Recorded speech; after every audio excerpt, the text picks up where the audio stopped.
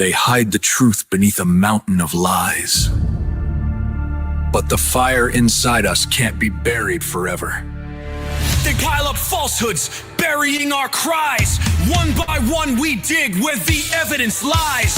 Nesters in the shadows, piecing every clue, shining light on secrets that they never wanted you to view. Smoke and mirrors crumble under our gaze. We won't back down, we're done with their maze. The ops unravel, media feeding gloom. Kids didn't deserve to die, their story needs room. No proof, no confession, plea deals won't suffice. We're taking back possession of the one thing that's right.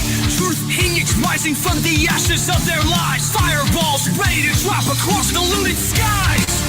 We'll lift the veil, ignite the spark of justice bright. Stand case by case and bring the truth to light. Whispers in the corridors, they thought we'd look away, but every hidden thread unravels when we slay their charade. No more spin from their headlines, no more silence cries. We're the voice of those forgotten, watch their empire collide. Truth's a phoenix feather rising in the flames. We'll trace every lead, break their iron chains, oh break their iron chains.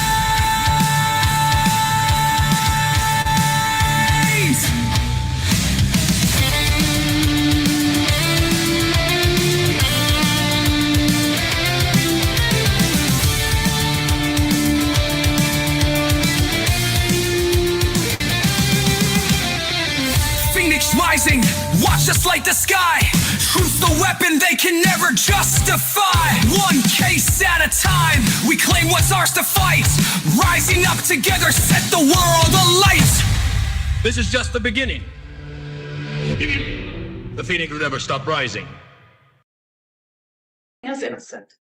Brian has been essentially convicted in the media. He has a right to have this information withheld, brought out in public, so that people can see it's not this neat little package. So people can start to wonder if Brian's innocent. Your Honor, Brian is innocent. So if I talk about things that are in the affidavit, and if I talk about things that we're seeking that the state wants to hide, I think that's fair game for the public to hear.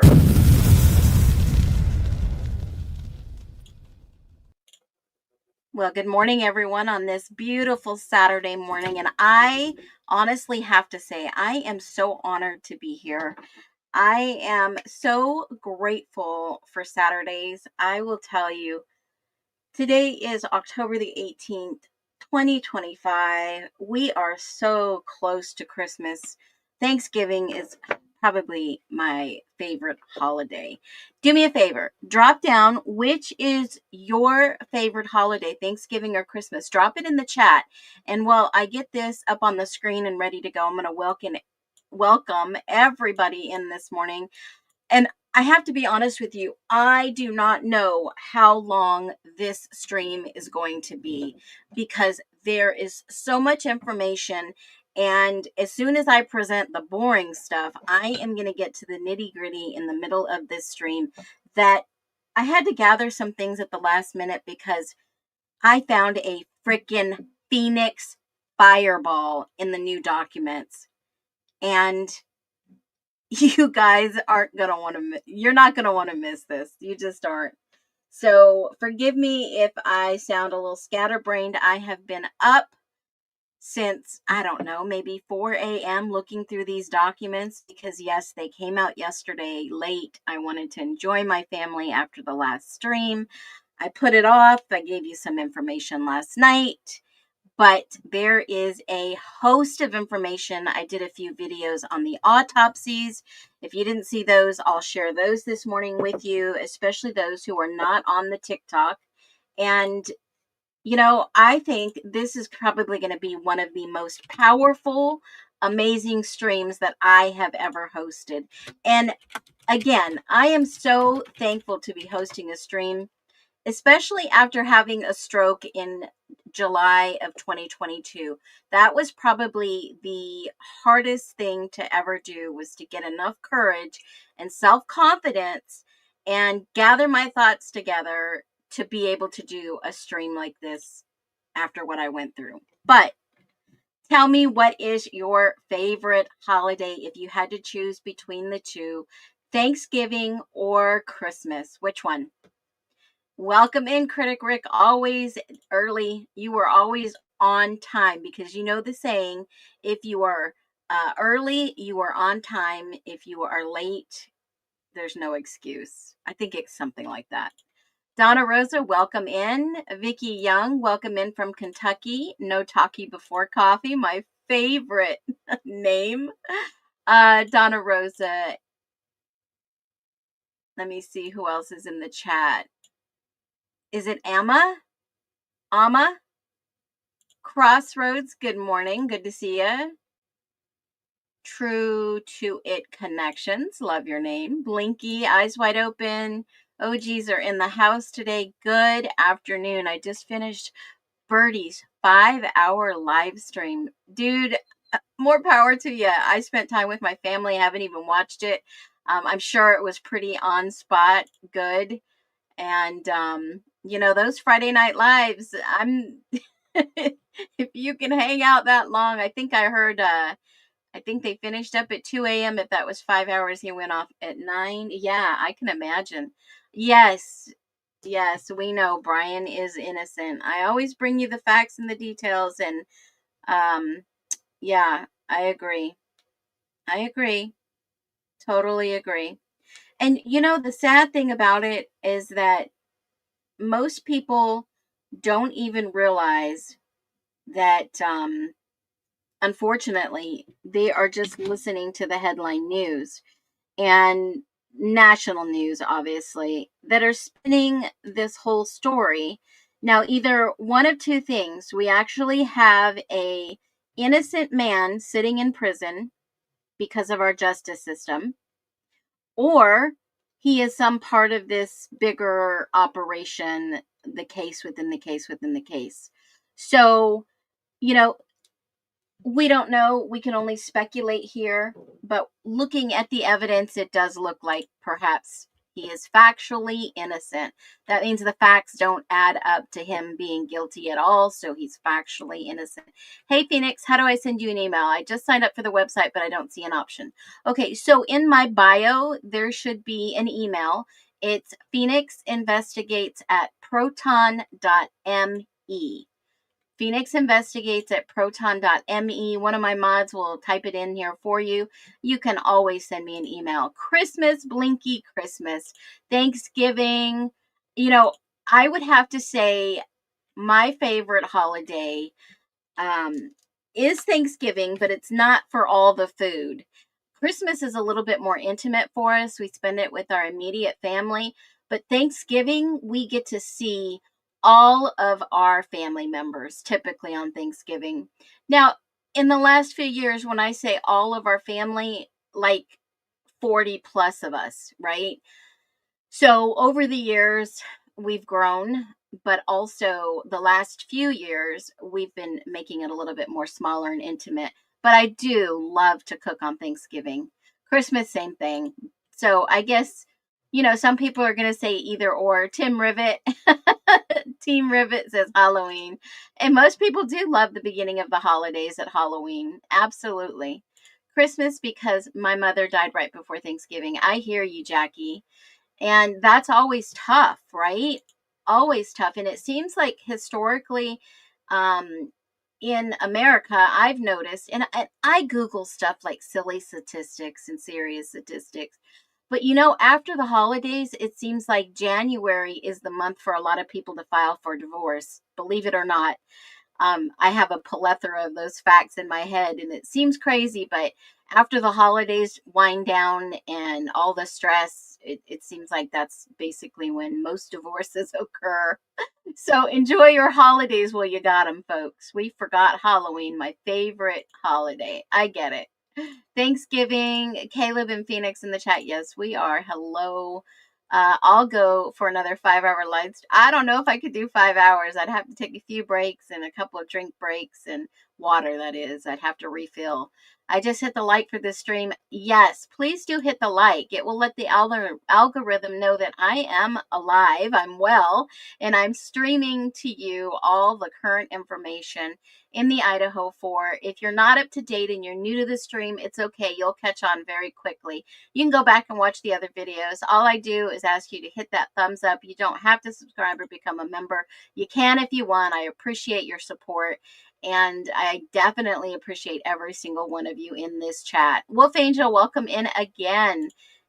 Inked Mawama. I hope I got it right. You always throw me off with that one.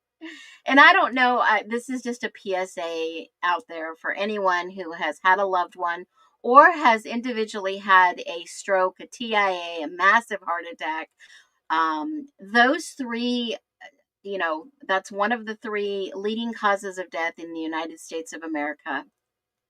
And if you've ever been through something like that, I'm going to tell you, if you ever hear or see anyone start to jumble or garble their words, they're probably about to have a stroke. If they seem dazed and confused, they're about to probably most likely have a stroke. And when that happens, immediately, please call 911. I'm so thankful my husband called 911, got me the help I needed very quickly. The ambulance arrived very quickly. But I will tell you, that is a precursor.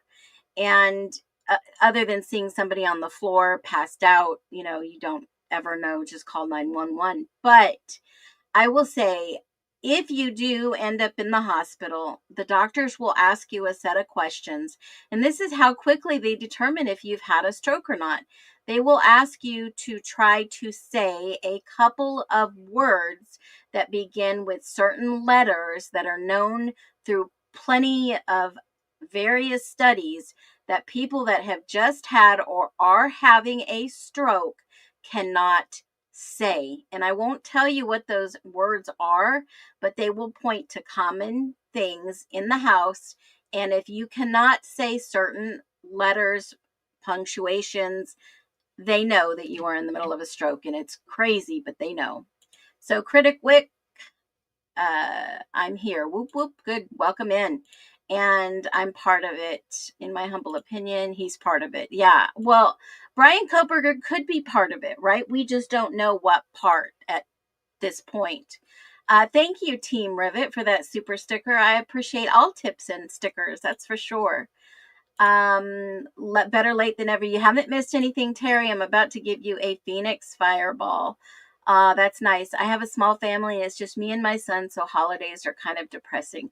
Holidays can be depressing for a lot of people. And you know what? The best medicine for this is to find a good comedy, listen to a good comedy podcast, get out if you have a vibration plate or a treadmill, or go walking, play with the dog. I mean, that is very helpful around the holidays. My therapy sometimes is just baking for other people, not necessarily eating what I bake, but baking for other people. Jennifer, welcome into the chat today. Yes, welcome in. Holidays are difficult for me too. Well, you know what? You always have an ear.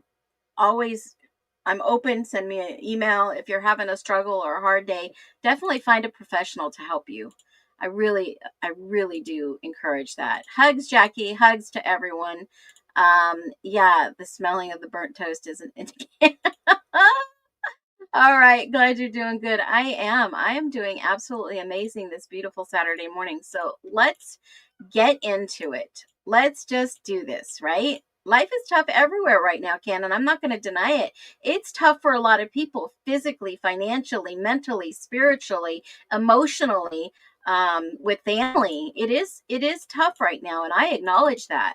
And just to know everyone that's having or going through a struggle, it's only a season. It will pass. So, there's a lot of people who love to cook for others. Hey, Debbie, welcome in. Bake for others, give small presents, make soap, give gifts. It doesn't have to be something lavish or, a Tesla, right? So let's do this. Let's get into it. These new documents are a bombshell. And do me a favor. I want to ask you guys one question. Do you want the Phoenix Fireball right now?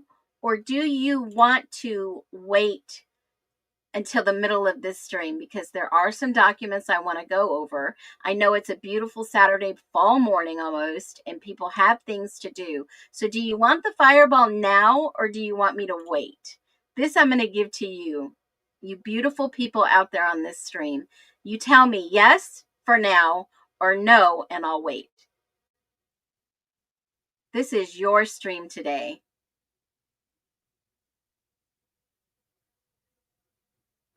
Okay, I'm getting a 50-50 vibe here. Give it to us now. People who are impatient, I'm getting a read on you guys. Here waiting. Yes, yes, yes. If we have more yeses than nos or nows, either way, you're here for the Phoenix Fireball, right? Either way. Look at you guys go. Oh, okay. Let me think about this for a minute. Feel the heat, truth ignites us from inside. Hear the roar, we'll never run, we'll never hide. Phoenix drops fireballs of truth, flames that scorch the darkest roof. Watch deception burn away, feel the dawn of honest day. Rise again with wings of flame, we will never be the same. Phoenix fireballs of truth, we rise, we rise. All right. There we go. I love that drums, the guitar solo. So we're going to give you the fireball right up front so you guys don't have to wait. Okay. Now, if you've noticed, in the new doc drops, there is a unsealed order for what they were unsealing. I know it sounds crazy, but there is an order to basically give direction on what's being unsealed. And when you look at the unsealed record, you think to yourself, well, I thought to myself, perhaps, maybe we missed something. And indeed, something was overlooked and missed. But I think a lot of us caught it not too long ago. And one thing that I found very, very interesting in these new docs, and let me just pull this document up since you guys made me do it now. There was a little tiny hidden name in these documents. And I've made a video about this before. I know a lot of people had speculation. And one of the things that was so hard pressing in these documents, let me share this. How do I get back over there? Okay, give me 1 second. Of course, I'm making you wait. Okay, here we go. Documents, yes. Okay, there we go. And I'll make them as big as I can because it is very difficult to read these documents.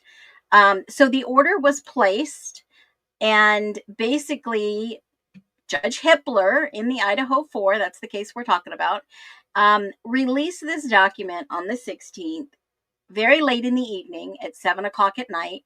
We got it yesterday. They finally uploaded it to the repository at the state's website.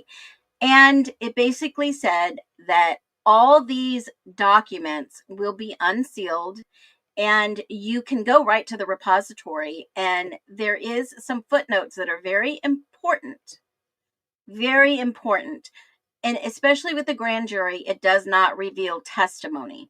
But you can go on the state's evidence exhibit witness list, everything that they've released, and look and see exactly what they were talking about. And this is one of the hidden gems that I found that I'm giving you first.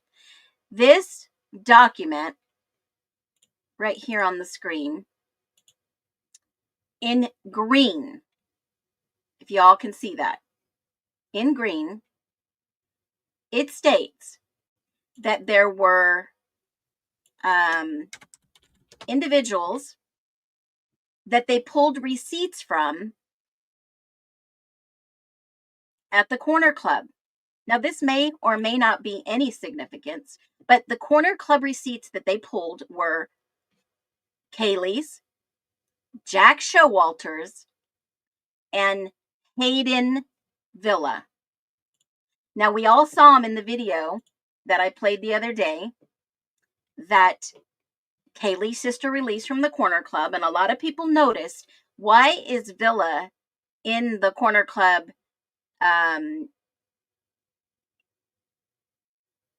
video, right? Why is Villa in the video? Well, he was at the Corner Club, but not a lot of people discussed this earlier in the case.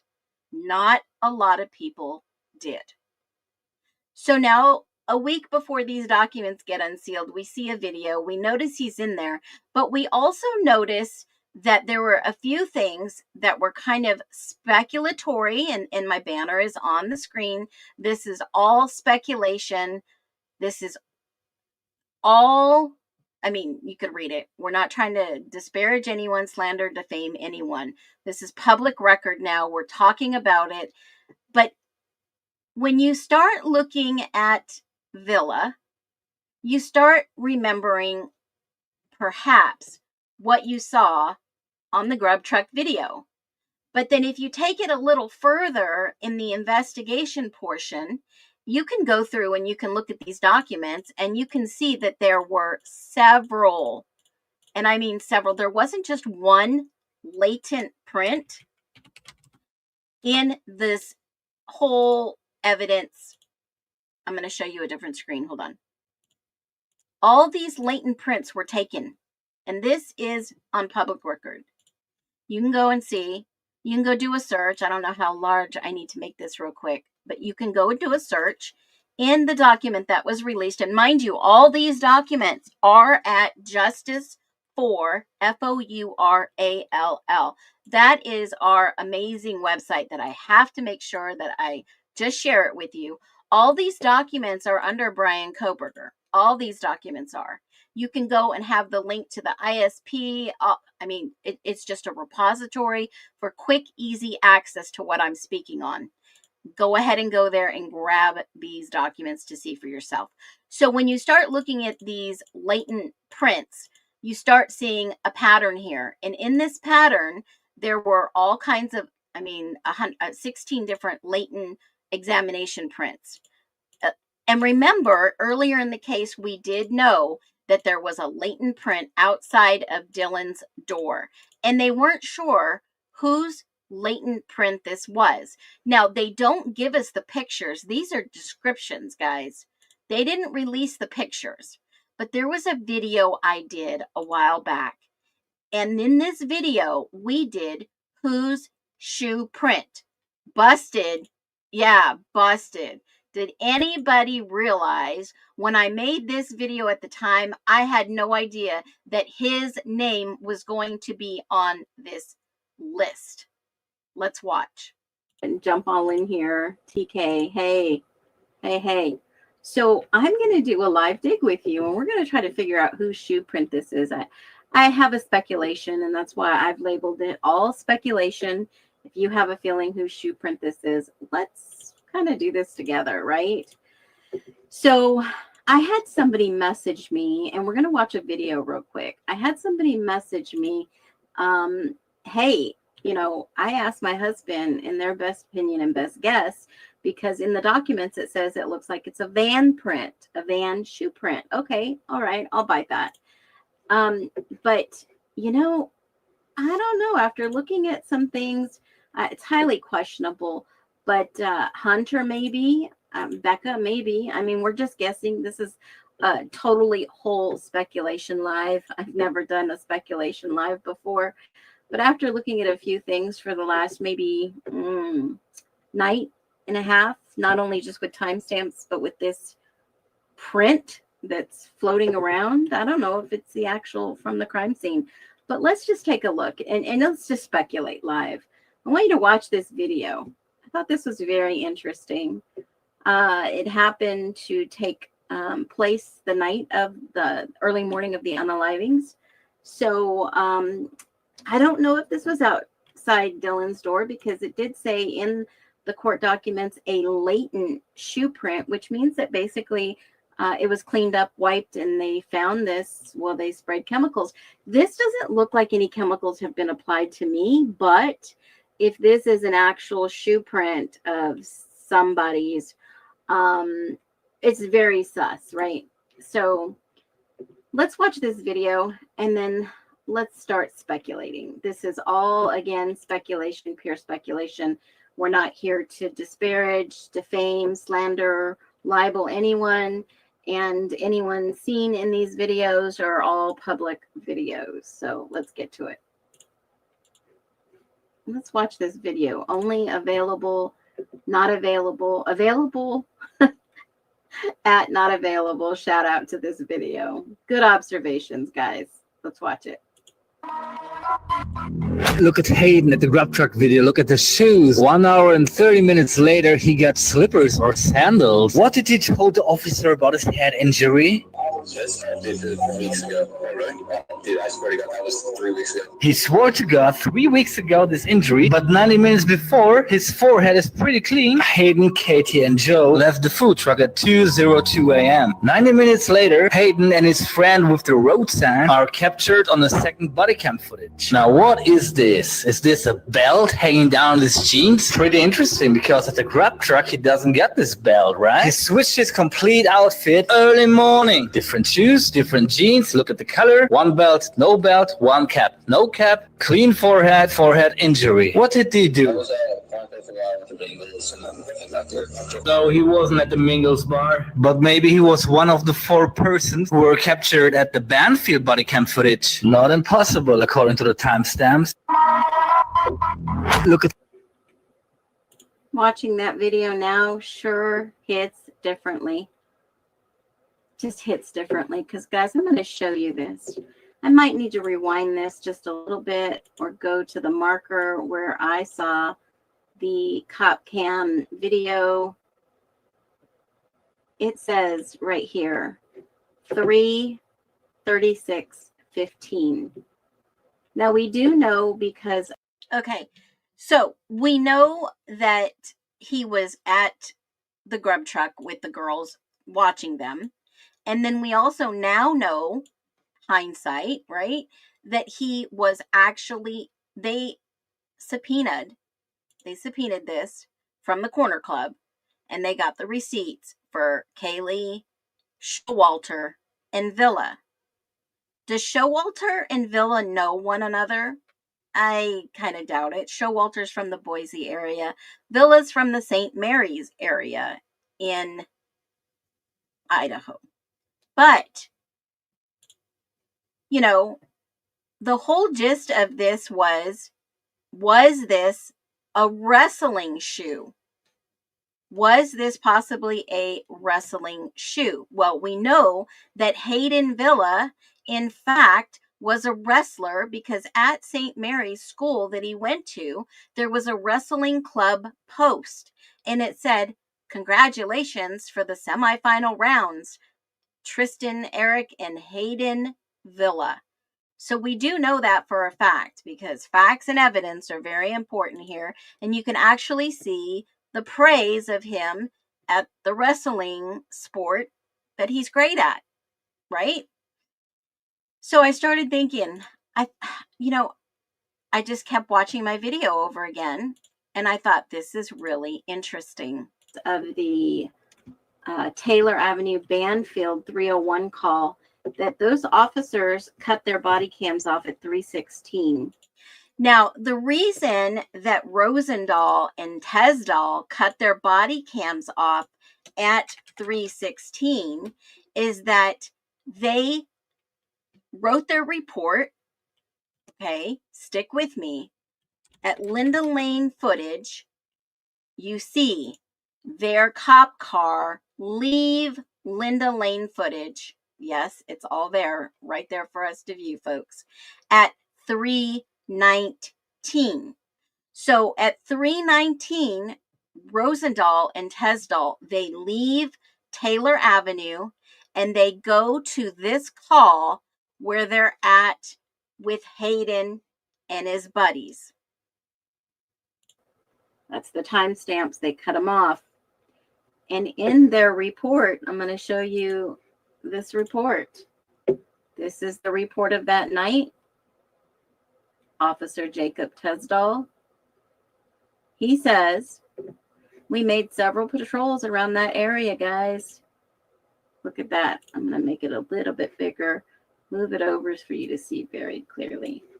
He says, since we made several patrols through the area, I cannot say with 100% the confidence I saw the vehicle on the same path. It's talking about something else. And then he says, upon review of my radio history, I contacted 3 individuals at Taylor Avenue about 2:55.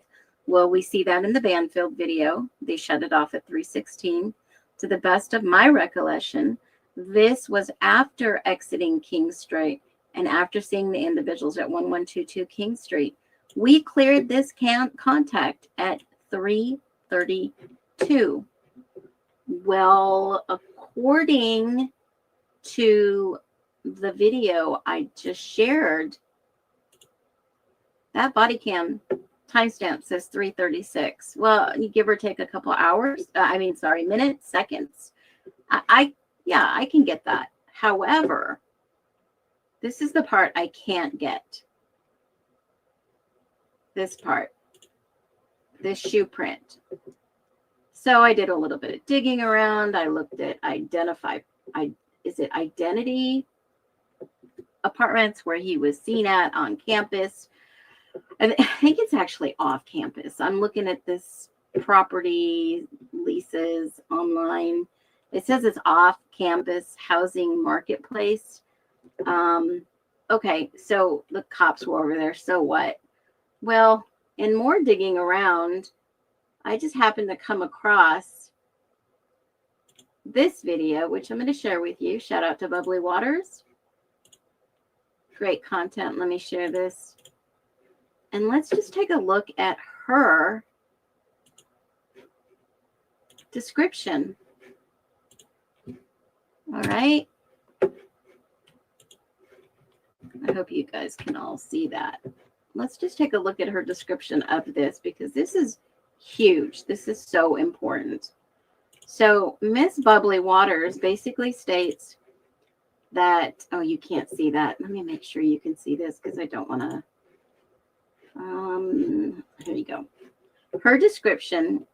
Oh, shit. Wrong one. Sorry, guys. Boy, her description is IDAHO4 grub truck. Remember, we just watched a video. We saw Hayden Villa at the grub truck. It says Hayden. And then right here, what does it say that Hayden is? I highlighted it. A wrestler. Is Hayden really a wrestler? Well, just verified. Yeah. Okay, so I showed you that he is, in fact, a wrestler, right? We shared these videos. We shared the confirmation. We shared that it possibly could be his latent footprint. We're looking at all the information given and now confirmation from the state's exhibits that he was there, just verified a week ago, but now verified that this was going to be in the court record. Now, does that mean he's guilty? No, but does it mean it's suspicious? Very suspicious, because not only is Hayden mentioned in these documents, but he's also mentioned several times in other reports. Not only on top of that, we do know, in fact, he is obviously a wrestler. There's plenty of public knowledge showing that he is, in fact, a wrestler. Does that mean it was his shoe? No, not necessarily.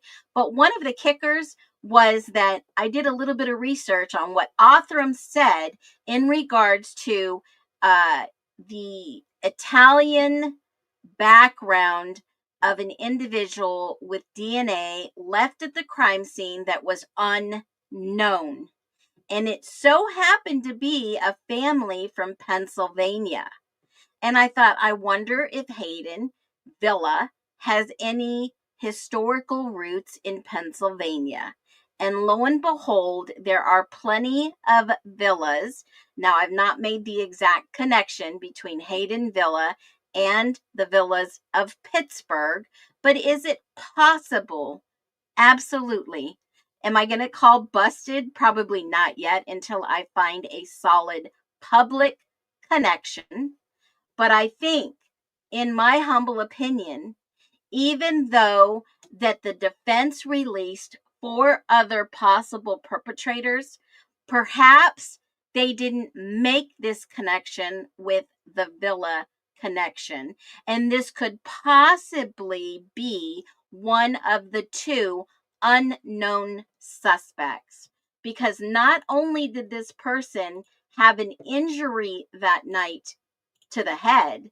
Now, I'm not saying obviously they didn't have any other injuries that we are aware of, but yes, this is a possibility.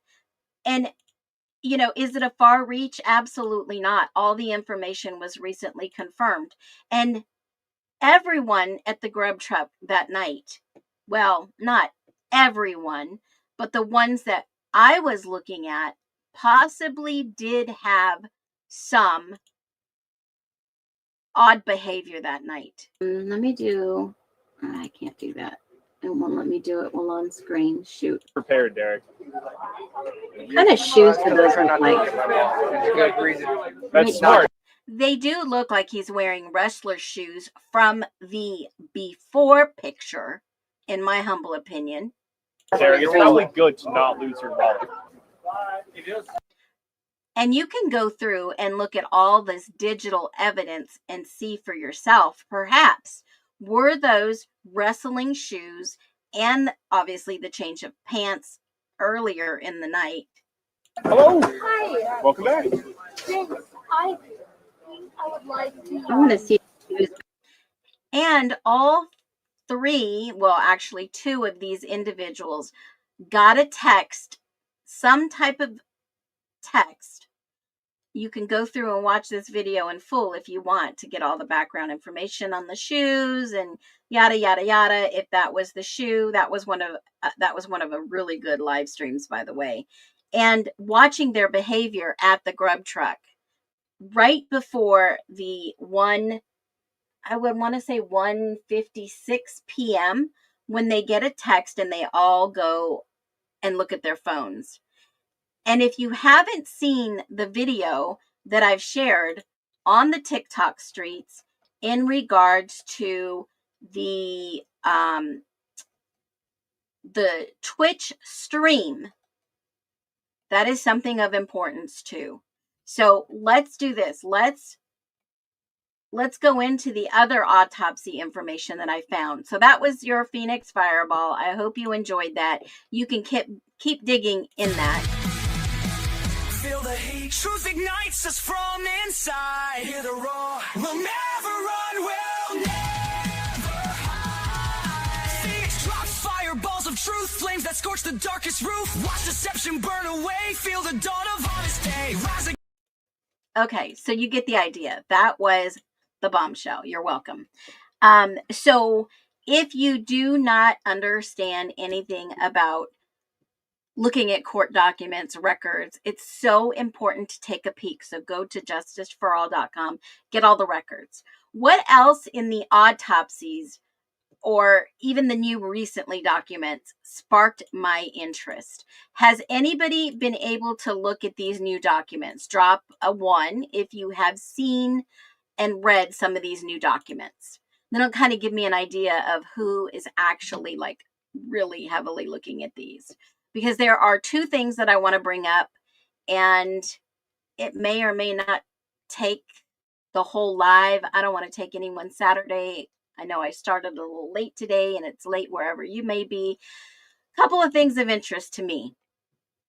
Okay, so some of you are reading the documents. Perfect. So I'll start here.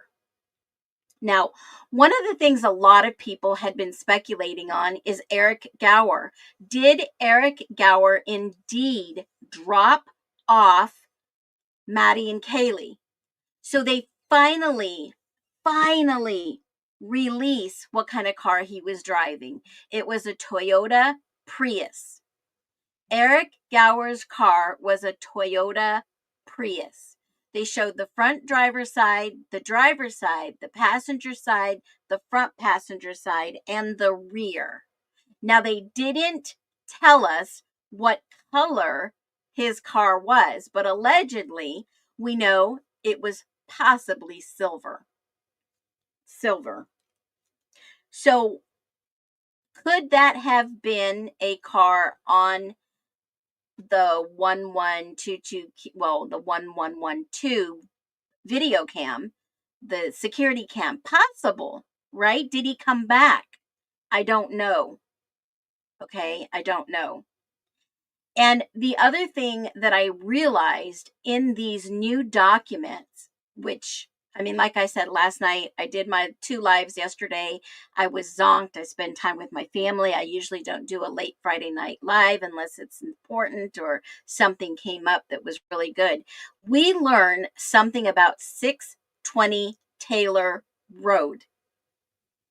Now, this is important because it looks like perhaps someone of these individuals named Dylan, Kaylee, Madison, Ethan, Xana, and Bethany were at 620 Taylor, 620 Taylor Avenue.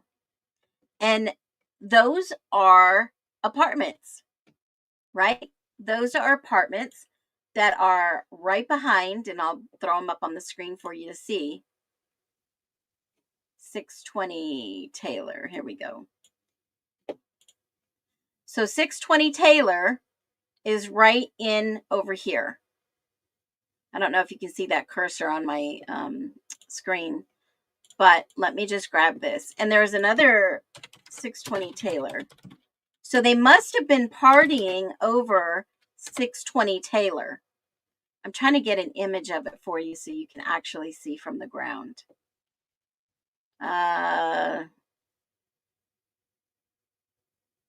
Here we go. 620 Taylor. Let's see if I can give you this picture so you can kind of see it. It's the Taylor Avenue apartments, okay? And they are right, I mean, you can, let me put this picture up on the screen so you can see it.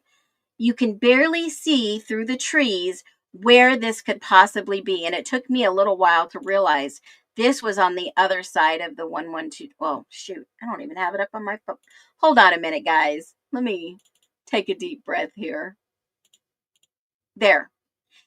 Over off to the right, there's these little wood fences. And you can kind of see right here, you can kind of see this may be, let me grab my map and you can see it on a bigger scale. Okay.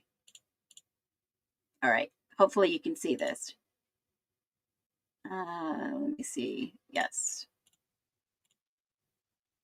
So this is 620 Taylor, which I just showed you. 620 Taylor is right here. Okay.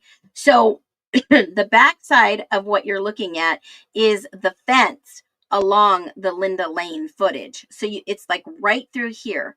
So if this, I wish I could have my little, shoot.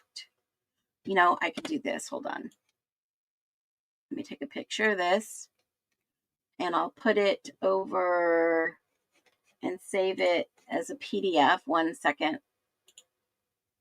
Let me save it as a PDF. And then I'll throw it back up on the screen. Let me do this.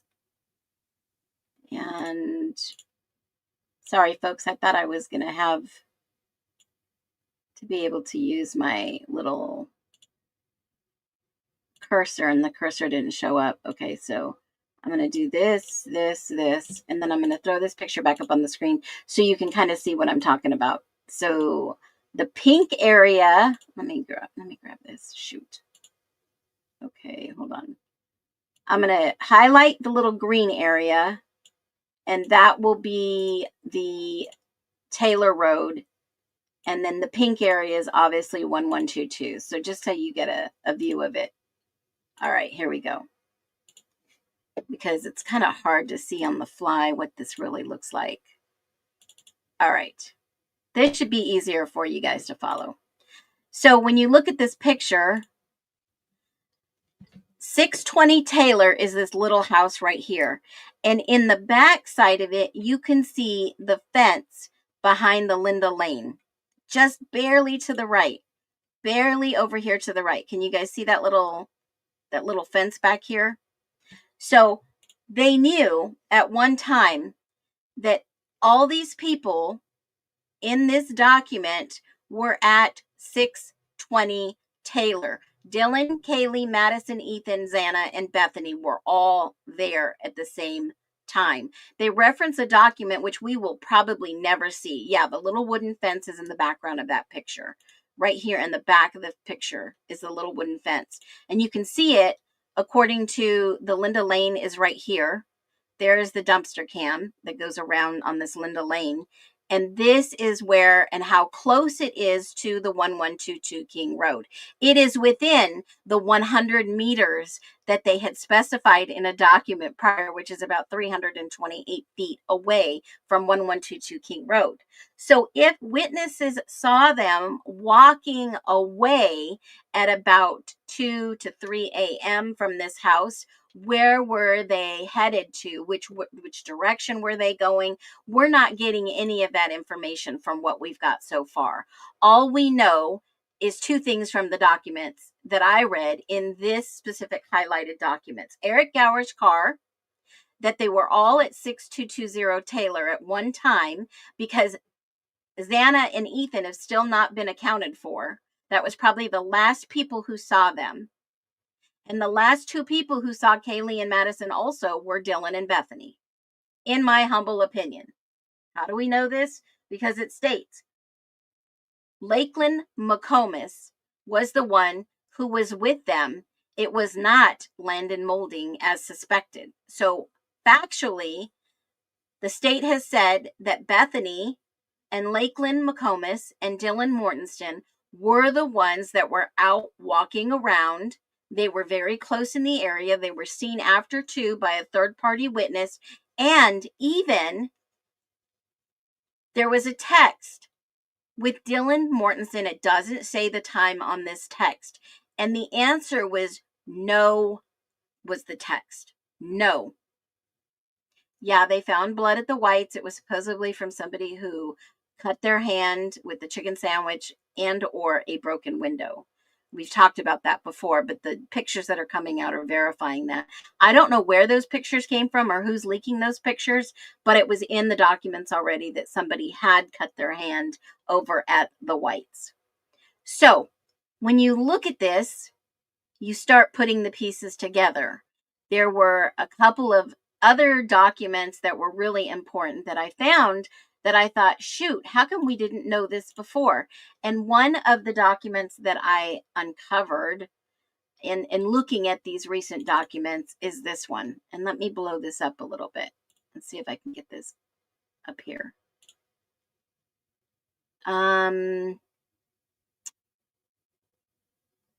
So this was the official death certificates. Is this the...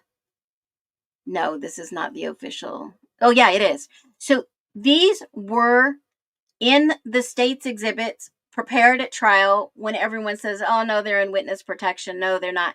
The state was prepared to put on trial the death certificates of all 4 individuals, all 4 folks. Okay, so were they all 4 deceased according to the state of Idaho? Yes, they were all 4 deceased, and they all 4 had autopsy reports done. And the other thing I noticed in these documents, and let me pull that one up too, as you will see, all 4, hold on a minute, let me see. Let me make sure this is the right document for you. I don't want to show you a picture of my dog. No, I'm just kidding. All 4 had toxicology reports done. So whoever said that they did not, no, those are the death certificates, sorry. Whoever said that they didn't have toxicology done, they did. Let me see, where is my picture? IDAHO4. They all had toxicology reports. All 4 of them did, and all 4 of them had death certificates. Now, gunshots were never mentioned. I did not see any report on gunshots. I don't know if that was the false narrative somebody was trying to put out there, but I did not see any listing of gunshots, although there was an expert to testify that they were a tools and he's a tools expert. Tools also cover guns, so he was an expert. Yeah, there was no evidence of any gun residue, bullets, nothing in this. But the evidence of Gower Villa death certificates, the the receipts for out, the DoorDash evidence was in there, folks. DoorDash evidence was in there. So let me just pull that up real quick. I think I have ID4 DoorDash. Here it is. So the DoorDash evidence was confirming. Now, they didn't say who the DoorDash driver was, right?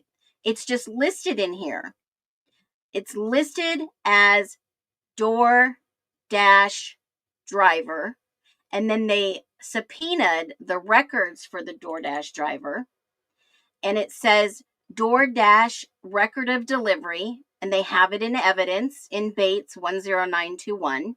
And then they have the make and the model of the charts for the vehicle for the DoorDash and the vehicle movement. So they did have true factual records and the DoorDash business record of affidavit on hand highlighted here. So they don't say who it was, although we know that it was possibly Molly McMichaels. Now, do we know for a fact that it was not coordinated, that she needed to be on scene to testify that Brian Kober was there? Was she substituted for the DoorDash driver? We do not know that. That was only pure speculation, folks. So we do know that there was all the death certificates, the autopsy, the toxicology. But the last one that I was like, you've got to be kidding me.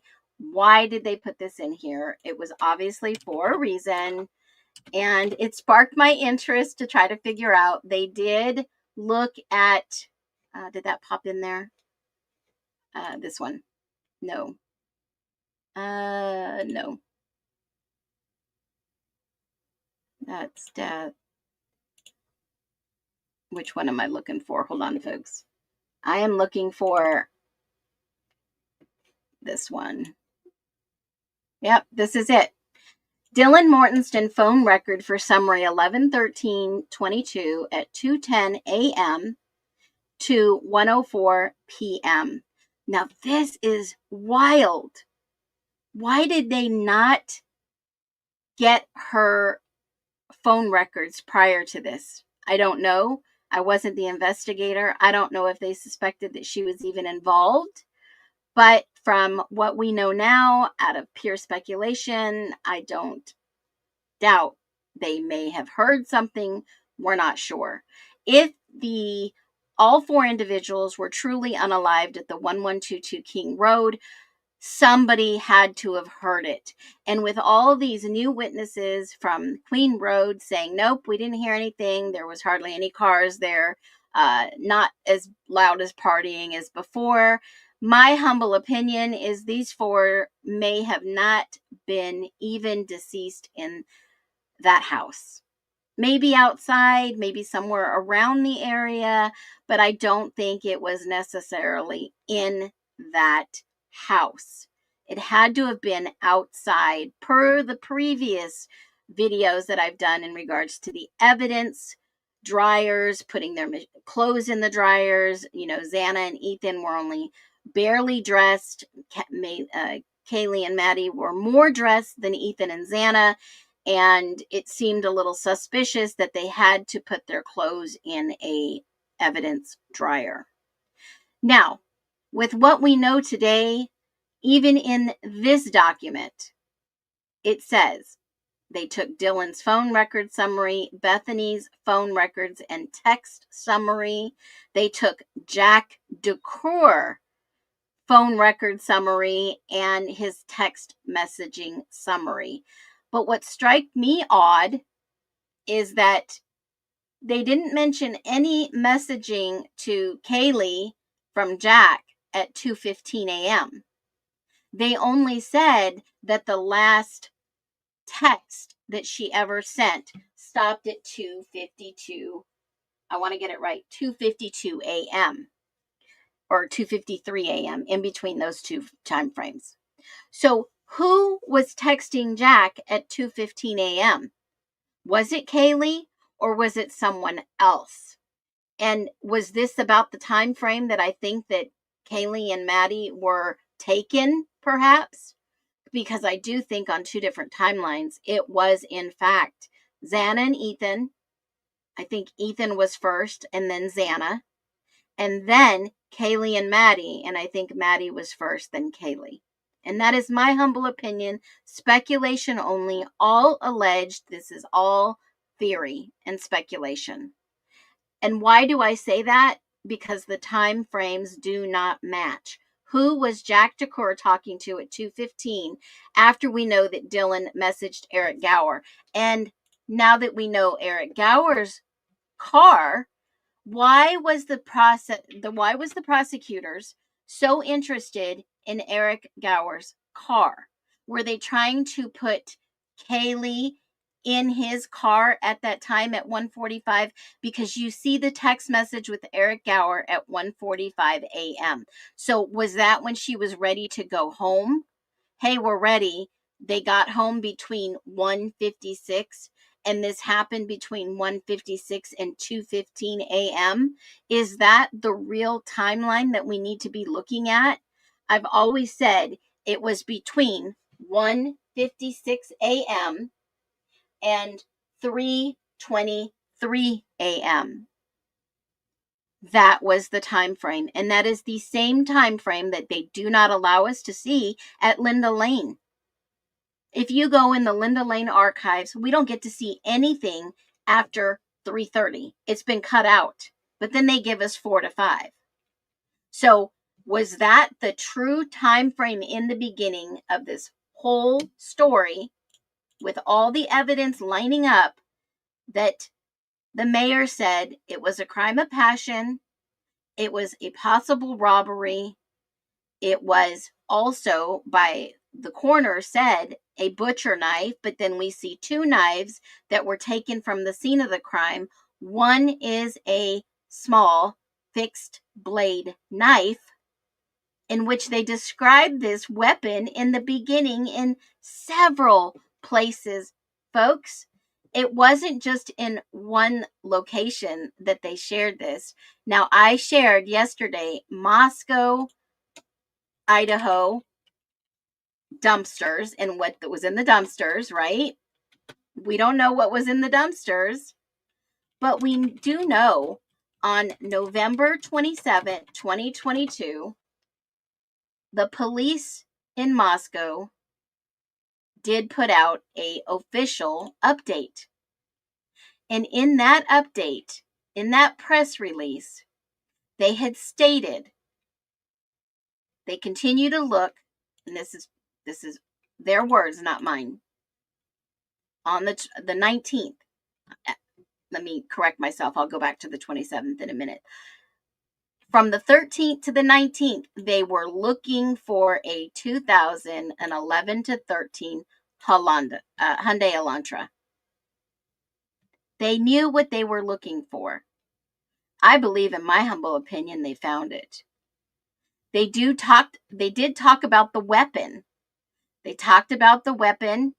They gave us a picture of the vehicle. Okay. They do believe that the weapon was a small, and they did say small, not large, small fixed blade weapon. Small. Even though they did not have a weapon located yet. That's what they told us. They believed it was a small fixed blade weapon. And very quickly they ruled out all these people right here.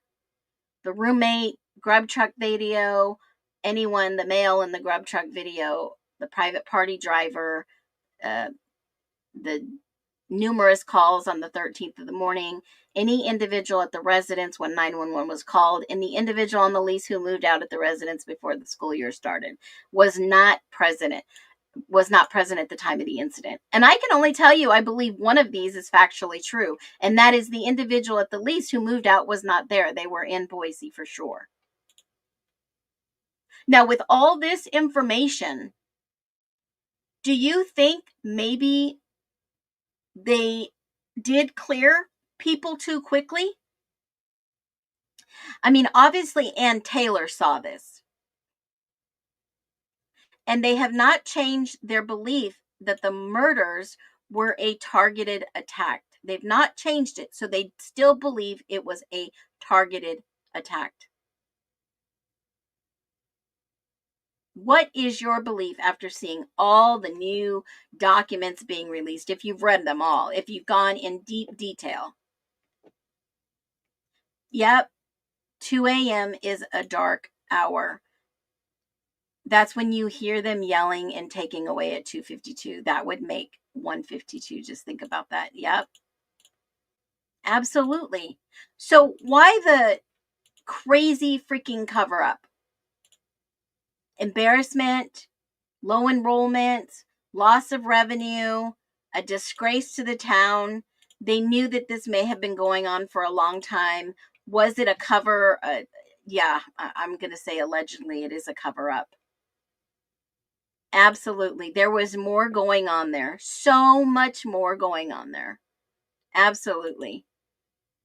Extremely personal to protect the college. This is all speculation, but this is our humble opinion. This is our freedom of speech here. We can talk about this in a logical way, looking at all the information and deciding for ourselves. I mean, I'm not telling you how to think here. I'm asking you to take a look at the evidence and determine for yourself, is Brian, remember my famous picture, is Brian Houdini Koberger guilty of this crime? I mean, the one thing I do have to say 100% is with all the evidence that Moscow has said that they collected, that they won't show us, from 3 dumpsters. How could one individual do this in less than 7 minutes? No connection to any of the victims. Didn't leave the underwear in the middle of the street. Didn't have time for cleanup or a paint job. And surely didn't have time to get and drive out of there so fast, leaving tons of evidence in 3 dumpsters. And I get it. Some people can just look the other way and said, he's in prison, he's guilty, he's in prison, let it go. If this was my neighbor this happened to, I would be fighting just as hard. Why give this to us why even give this story to us in the media?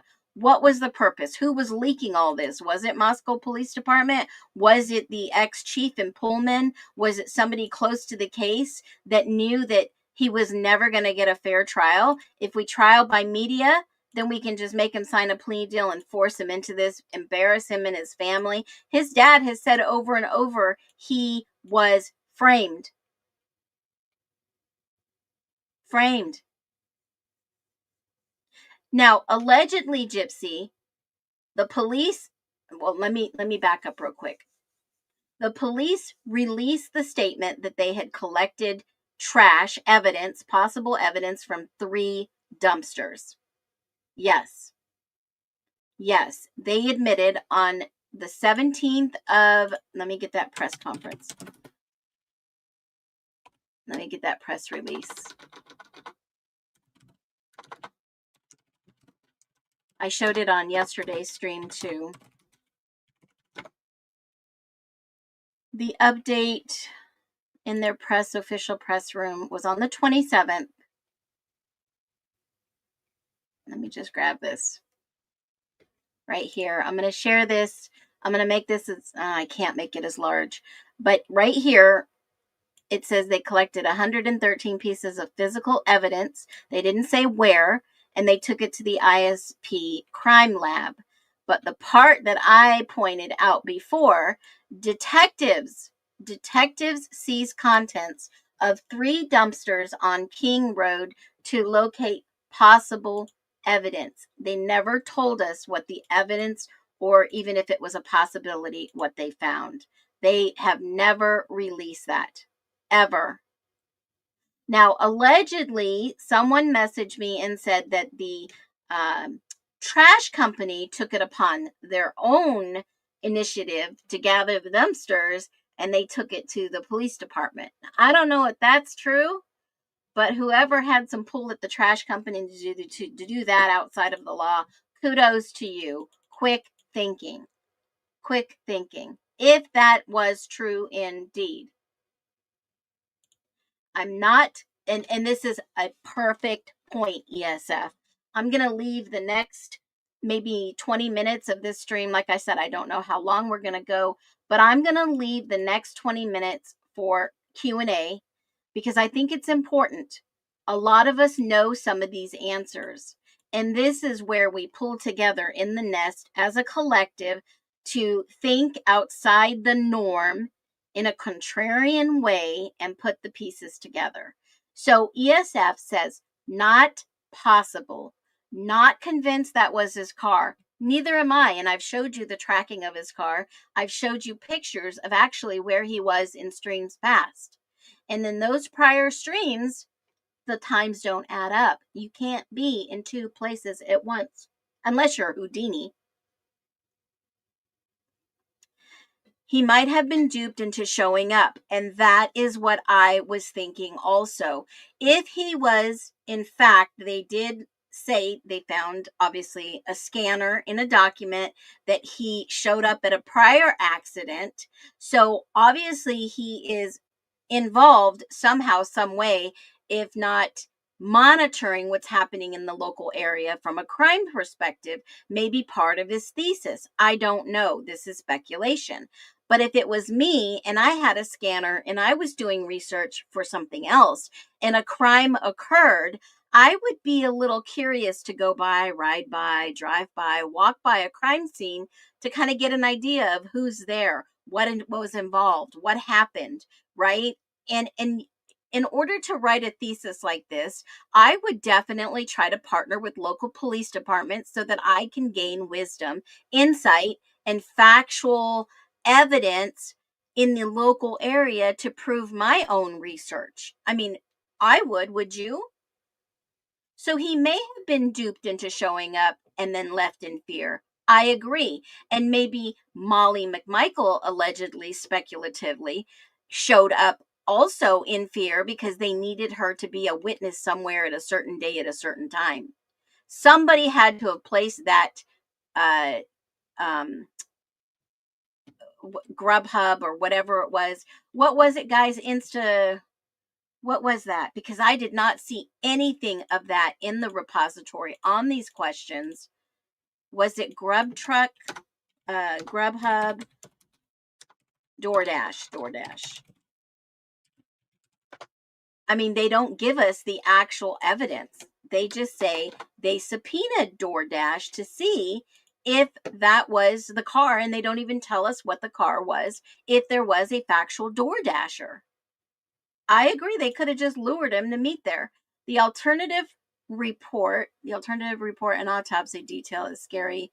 Yeah, I did a video on TikTok, and I'll pull that up. I had that queued and ready to go. This was 2 of the videos I made last night, but this is the one in regards specifically to the autopsy. Let me pull that up real quick.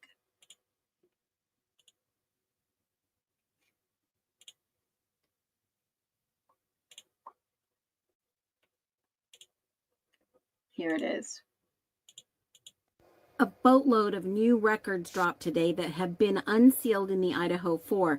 And I will say, of all the stories, the news, the officials that we've heard, I thought of anybody that may have been asleep would have been Maddie Mogen. But her details in the autopsy doesn't describe that narrative they wanted you to believe. And I'm going to show you. Maddie Mogen's autopsy description is horrible. Of all people, I thought maybe she was the only one that was in fact asleep. But according to the autopsy description and the photos that were released today in the unredacted, unsealed documents, She had hands wounds to her left hand, her forearm, and some other locations. And this screams that Maddie Mogen may not have even been asleep when this horrendous crime occurred. Not only that, some of the other autopsies, like Ethan's hands and the cuts that he received, indicate that maybe he was fully awake. These guys were not sleeping. The evidence is showing that these guys were not asleep. The narrative that we were given was a lie, deception. And the fact that I shared today on the YT about some other evidence just proves my point that factually innocent Brian Kohberger is sitting in prison for crimes he may have never committed. And if you're wondering what that factual evidence was, it was evidence collected from the Moscow Police Department, not even at the 1122 King Road. That mystery evidence, we may never even find out what it was. But I can guarantee you, and I can assure you, that nobody unalived these 4 people at the same time, humbly, in my opinion, and it wasn't done by just one person, probably not even 2 people, maybe 3, 4, or more. And the evidence in the records that were unsealed today is quite damning.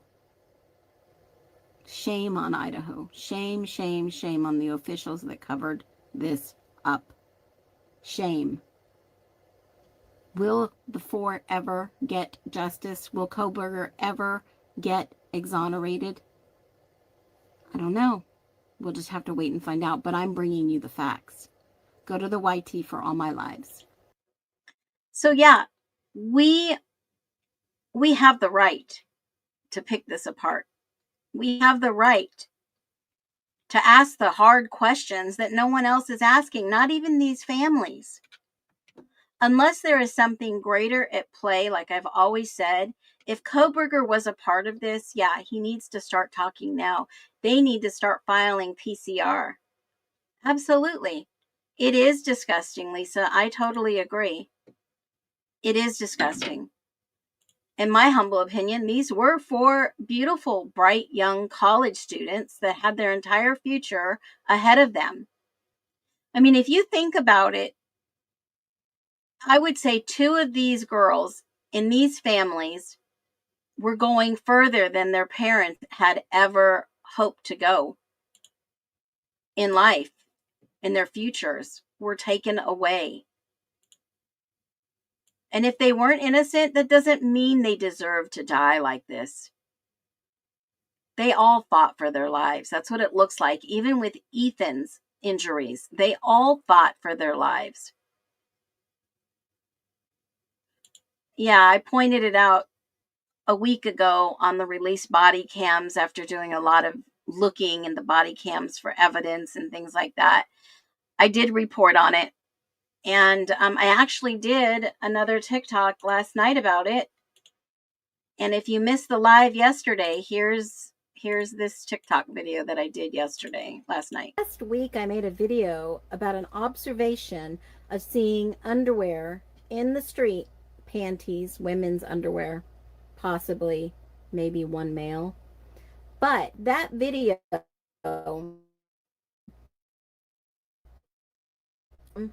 on the YT and here on TikTok. And it wasn't that I noticed this in the body cam that they released over a month ago. It was the fact that I shared it. And now this video has been released of the officer canvassing the area of 1122 King Road where the IDAHO4 unalivings happened. And this is what one of the neighbors says to Officer Gunderson. Let's listen together and then tell me what you think of my find now that they knew back then.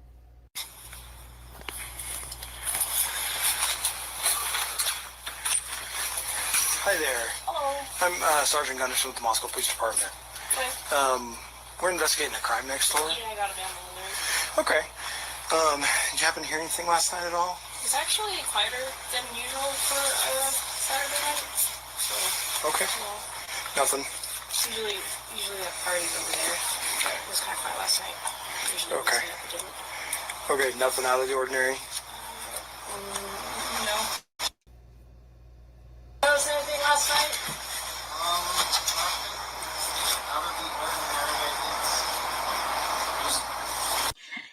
And it just hit me. Was that the neighbor, Jeremy? Is that why they bleeped out this guy's name? Or was it just to protect this individual that's on body cam? Because his name does appear in the new documents on the evidence. And quite a few people that we had suspected showed up on these documents in the exhibit. I mean, name a name that you thought that was on there. Jose Cruz was on there. We had already known that. Derek Abinyaga, I don't know who that is, but he did a buccal swab. This was the gentleman who was in Boise, the Asian guy. Jeremy Regan was the neighbor. Remember the interviewed live. Hold on a minute. I'll pull that clip up. This guy, this interview. I don't know if you remember this one. Hold on. Let me see. There was a video on YouTube right here.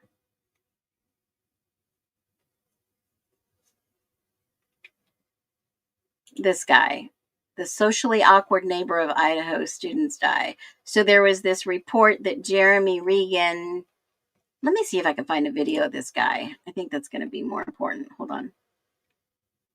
Right here. This guy. Does anybody remember this guy? Jeremy Regan? Shit. Hold on. Sorry. Let me put this up on the stage. Take this one down.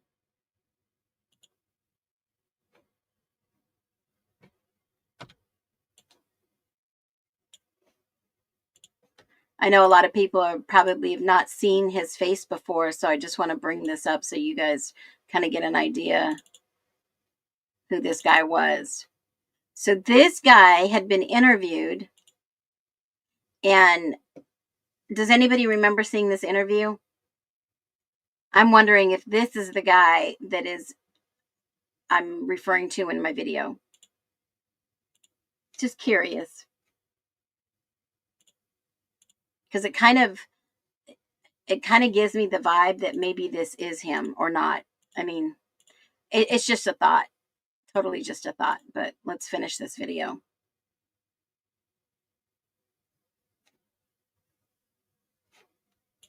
Where'd it go? Hold on.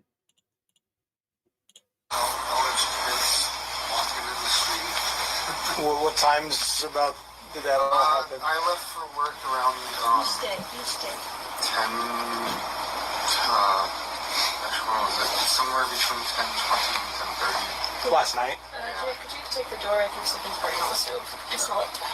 Now remember, when Gunderson, this is Gunderson interviewing people doing a neighborhood canvas. Remember when he started talking to this girl, she said, yeah, we got a vandal alert. So these are actual college students that got the vandal alert. Did you guys, what time do you get off work? 7:30 usually, but I got off a bit earlier, so like 7:15ish. Okay, you didn't notice anything peculiar on your way home or anything? I took the dog out this morning, and the only thing that I noticed was there was a bottle, a cork for wine, and 2 pairs of panties in the street. That was it. So, I think there was less cars parked there at the house over there, but okay. It's usually packed. Okay. All right, I appreciate it. Thank you very much. Okay.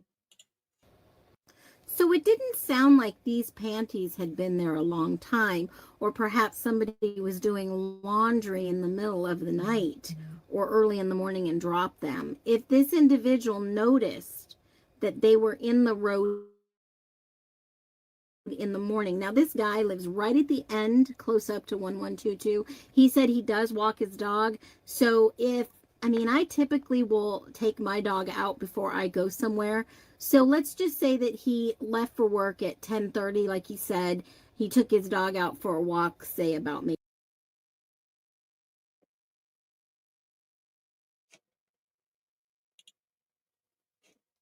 Oh, I don't know what happened to my video. Hold on. 9:30, 9:45. Didn't see any underwear in the road then. And then he comes home in the morning at 7:15, goes and walks his dog, and notices enough to tell the officer that, yeah, I saw a cork in the road, like that goes into a bottle of wine, and 2 pairs of panties. Why didn't Gunderson ask him more questions? Yeah, I don't think this was somebody just doing laundry, and this isn't just some college town where they leave panties in the middle of the street, right outside a quadruple homicide.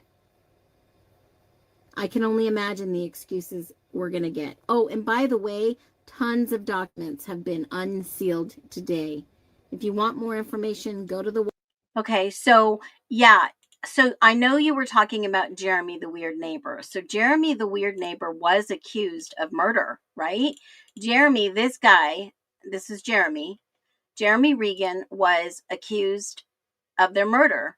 He's given several series of TV interviews in the wake of November 13th slayings that have caught armchair detectives' eyes and triggered online smears. So if I had to think about it, this probably was not the guy in this video, because number one, it sounded like he's got a dog, he's got a girlfriend, they're college students. Maybe she's a college student, maybe he's not, I don't know. They didn't specify they both were. But this guy, Jeremy Regan, said he went to bed early that night. Then a couple hours later, we got a message there was a bunch of police there. So I think this was a college student. He was a little older. But then again, everybody was pointing him out. I mean, let's see if I can find this on the video. Yeah, apparently I'm famous on the internet now for something that I didn't do. About people just basically comparing me to Daniel or Stephen McDaniels, and then just going through all of my social media history, just finding posts. I don't know if you can see that. And just saying, oh, it must be him. Obviously, it's him. He's done interviews. Why else would he do these if he didn't do it? He wants to be close to the crime scene. I didn't do it. I have nothing to hide. I'm willing to give DNA, fingerprints, whatever they need. But yeah, it's just upsetting being compared to a murderer when I didn't do anything. I'm naturally an awkward person. Just my mannerisms, the way I talk. A lot of things have been online about, oh, when he was talking, he went from present tense to past tense in one of his sentences. Partly because everyone corrects themselves when they're talking. And so just my natural person, I'm a little bit socially awkward, so I might smile at points that I shouldn't. I might make weird hand movements when I shouldn't, stuff like that. And so people have sort of keyed into that and said, oh, he's a weirdo, he must be this killer. And so it's just stuff like that. And so, plus I think it's the amount of interviews I've done, because I have a problem saying no. Because if it's not going to hurt me physically or financially, I might as well help someone. I was home, I was asleep. I went to bed around 11:30-ish that night. And so I didn't see or hear anything. Correct, yeah, I didn't know any of them. I had seen them just walking around when I would take my dog out. Right there. Recognize them, but I didn't. That's why I had thought that was the guy. He said he had taken his dog out. I mean, I know it's really super low sound. Let me see if I can find a better video of it. Hold on. Court TV, Jeremy.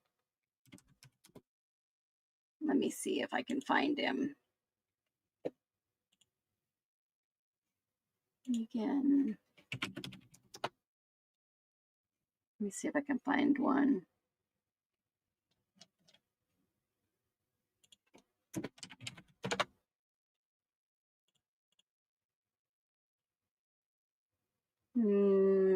I don't see court TV either. That was court TV. Let's see. Because he did say he took his dog out. But you know what? This guy is saying that he is awkward, socially awkward. Well, that's what they said about Koberger. Socially awkward and yada, yada, yada. Here we go. Hopefully you'll be able to listen to this. Whoa. Loud. Okay, let me do this. Let me share this one with you. And then let's see if this is possibly the original video. Here it is.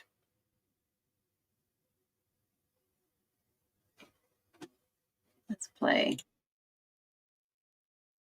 To protect themselves. Now carry a weapon on me. I used to do that before I moved up to Moscow. Moved to Moscow, thought it was super safe, stopped, and then this happened. And so, at least if and until they find who did it, I'm gonna continue carrying a weapon on me again.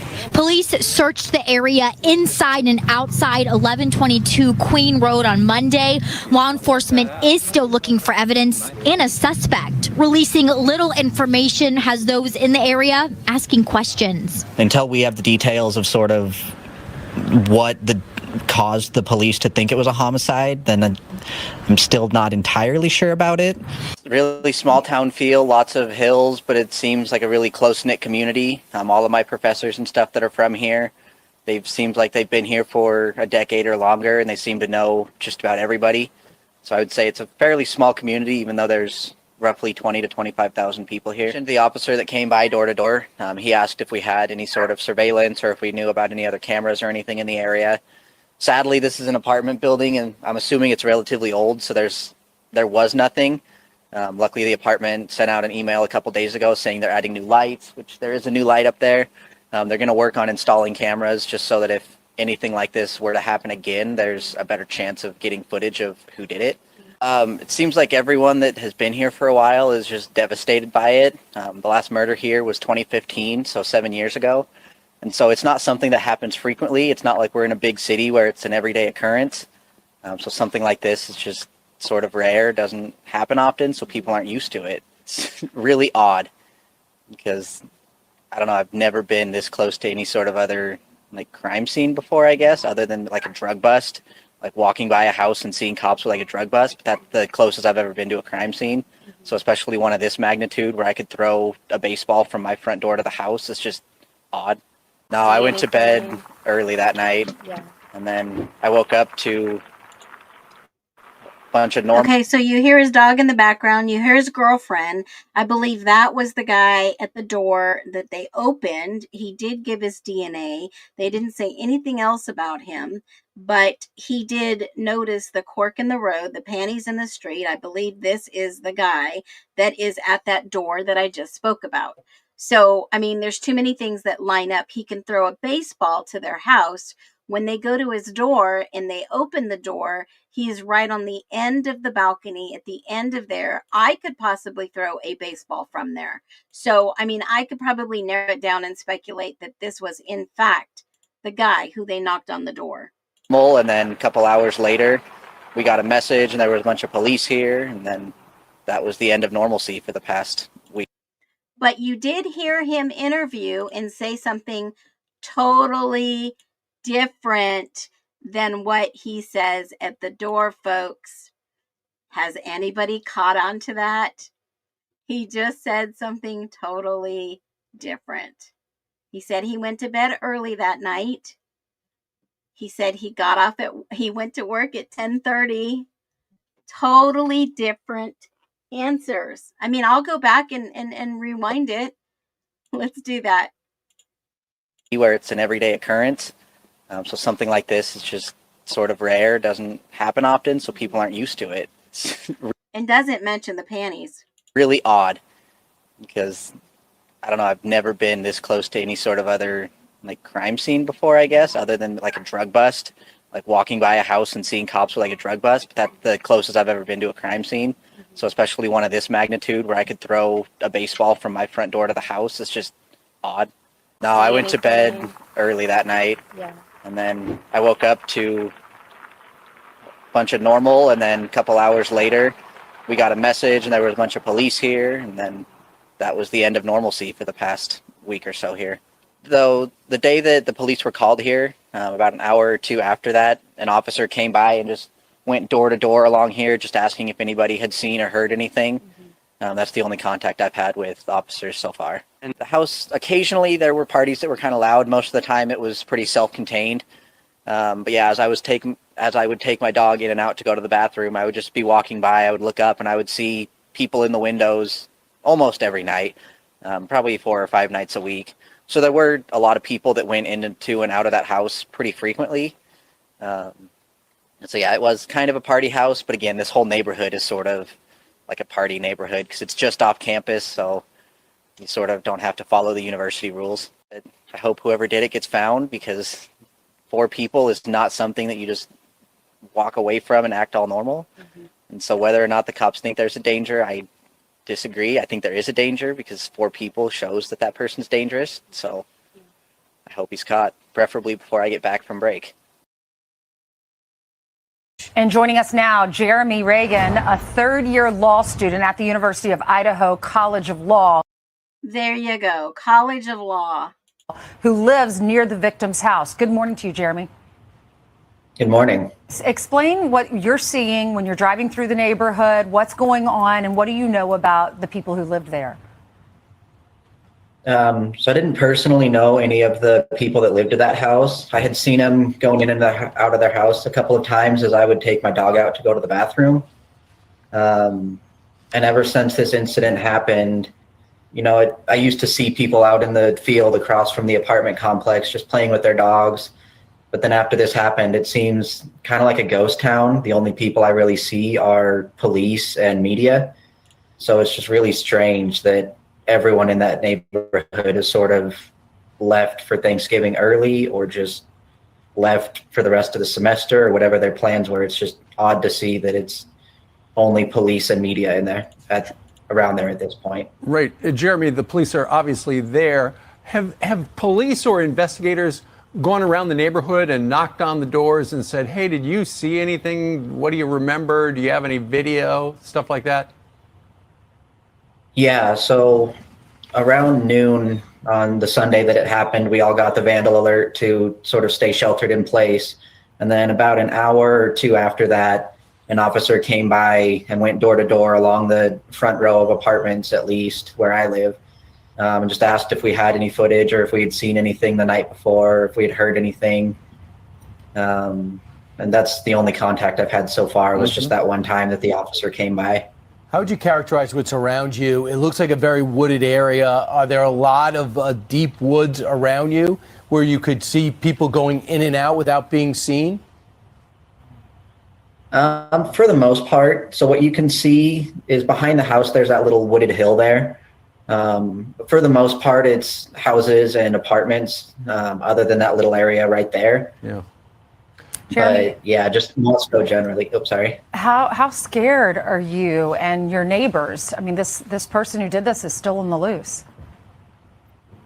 I definitely don't feel comfortable. I'm not necessarily as scared because the cops said that it seems like a targeted, isolated incident, and I sort of believe that based on the fact that 2 of the people in the house were unharmed. But yeah, obviously anyone that can just go out and kill 4 people is a danger to the community. And I sort of mentioned in the last interview I did that I hope that he's caught, preferably before I get back from Thanksgiving break. Yeah. But yeah, it's definitely just an uneasy feeling being around there. We're all looking for more information to figure out who did this. Jeremy Reagan, thank you very much for joining us today. Thanks, Jeremy. Yeah, thank you.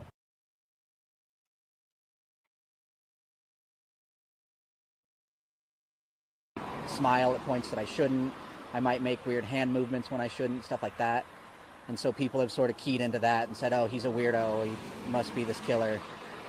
And so it's just stuff like that. And so, plus I think it's the amount of interviews I've done, because I have a problem saying no. Because if it's not going to hurt me physically or financially, I might as well help someone.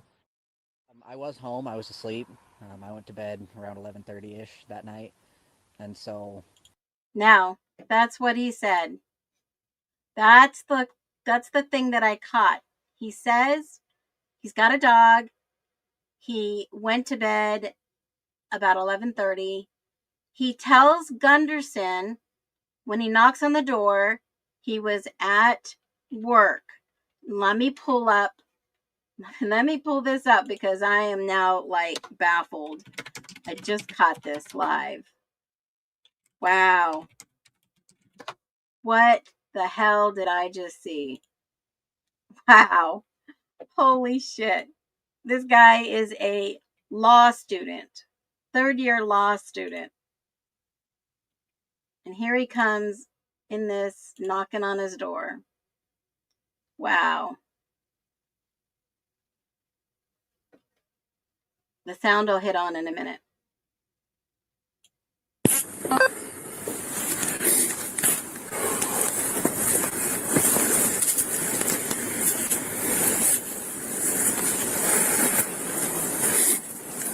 Does his girl sound a little nervous?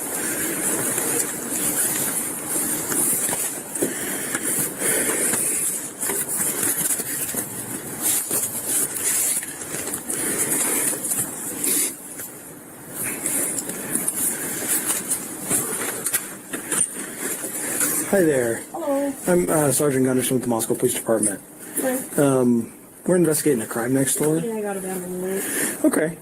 Did you happen to hear anything last night at all? It's actually quieter than usual for a Saturday night. So, Okay. yeah. Nothing. Usually they have parties over there. It was kind of quiet last night. Usually Okay. it didn't. Okay, nothing out of the ordinary. No. Notice anything last night? Out of the ordinary, just college kids walking in the street. What times did that all happen? I left for work around You stay. 10 actually, when was it? Somewhere between 10:20 and 10:30. Last night? Could you take the door? I think something's burning on the stove. I smell it. Did you guys, what time did you get off work? 7:30 usually, but I got off a bit earlier, so like 7:15ish. Okay, you didn't notice anything peculiar on the way home or anything? I took the dog out this morning, and the only thing that I noticed was there was a bottle, a cork for wine, and 2 pairs of panties in the street. But yet, oh wait, listen to how he ends that. Listen to how he ends this. There was a bottle, a cork for wine, and 2 pairs of panties in the street. Okay. He's the one that makes the noise. Huh. Listen. A cork for wine, and 2 pairs of panties in the street. Okay. I think there was less cars parked there at the house over there than normal. Okay. It's usually packed.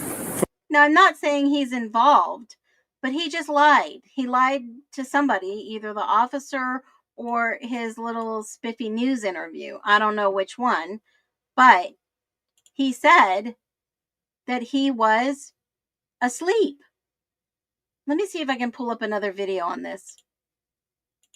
Measures to protect themselves. Now carry a weapon on me. I used to do that before I moved up to Moscow. Moved to Moscow, thought it was super safe, stopped, and then this happened, and so at least if and until they find who did it, I'm going to continue carrying a weapon on me again. But on Monday, law enforcement is still looking for evidence and a suspect. Releasing little information has... And I'm still not entirely sure about it. Really small town feel, lots of hills, but it seems like a really close-knit community. All of my professors and stuff that are from here, they've seemed like they've been here for a decade or longer, and they seem to know just about everybody. So I would say it's a fairly small community, even though there's roughly 20 to 25,000 people here. The officer that came by door to door, he asked if we had any sort of surveillance or if we knew about any other cameras or anything in the area. Sadly, this is an apartment building, and I'm assuming it's relatively old, so there was nothing. Luckily, the apartment sent out an email a couple days ago saying they're adding new lights, which there is a new light up there. They're going to work on installing cameras just so that if anything like this were to happen again, there's a better chance of getting footage of who did it.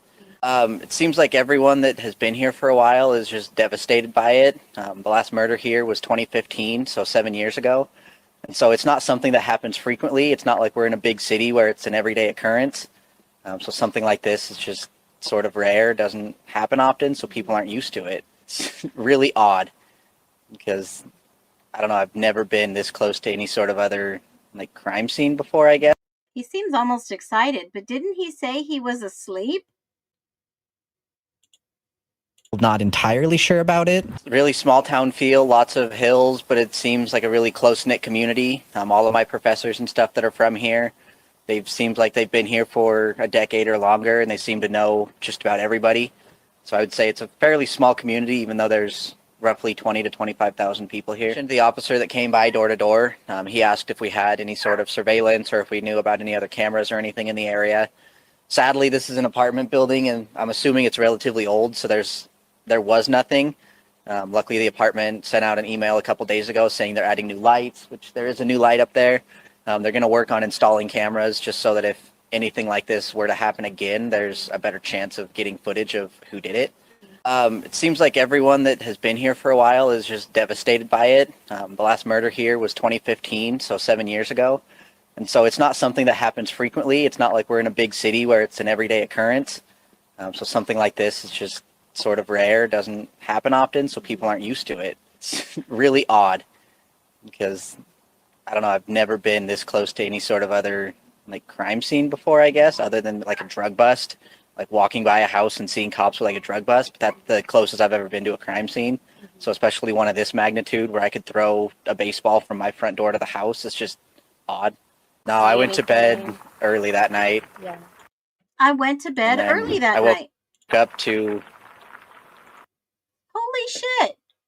Excuse my French. So what the F? He said, man, this case is more freaking confusing as the days go on. Why is this guy lying? He lies directly to the officer. Which one is it? He tells the lady, I walked my dog that morning, but hold on. Hi there. Hello. I'm Sergeant Gunderson with the Moscow Police Department. Okay. We're investigating a crime next door. Yeah, I got a family alert. Okay. Did you happen to hear anything last night at all? It's actually quieter than usual for Saturday night. So, Okay. Nothing. usually it doesn't.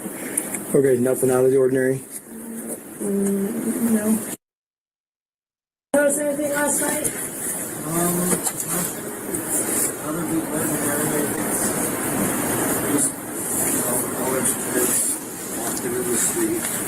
What times about did that all happen? I left for work around Who's day? 10,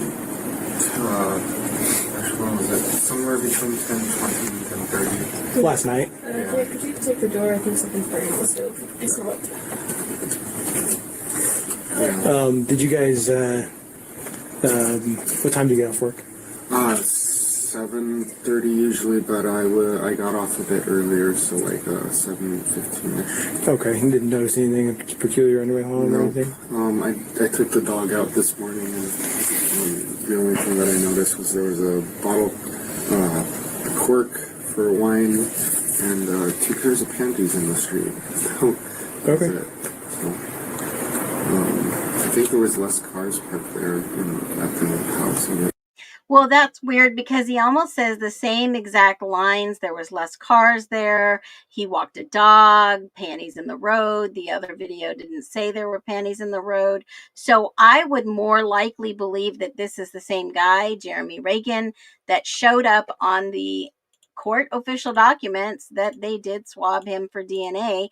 And allegedly, if it was him, he was cleared. It was swab 40 lab item 45. So if that was in fact him, he must have been cleared. So yeah, is he a little creepy?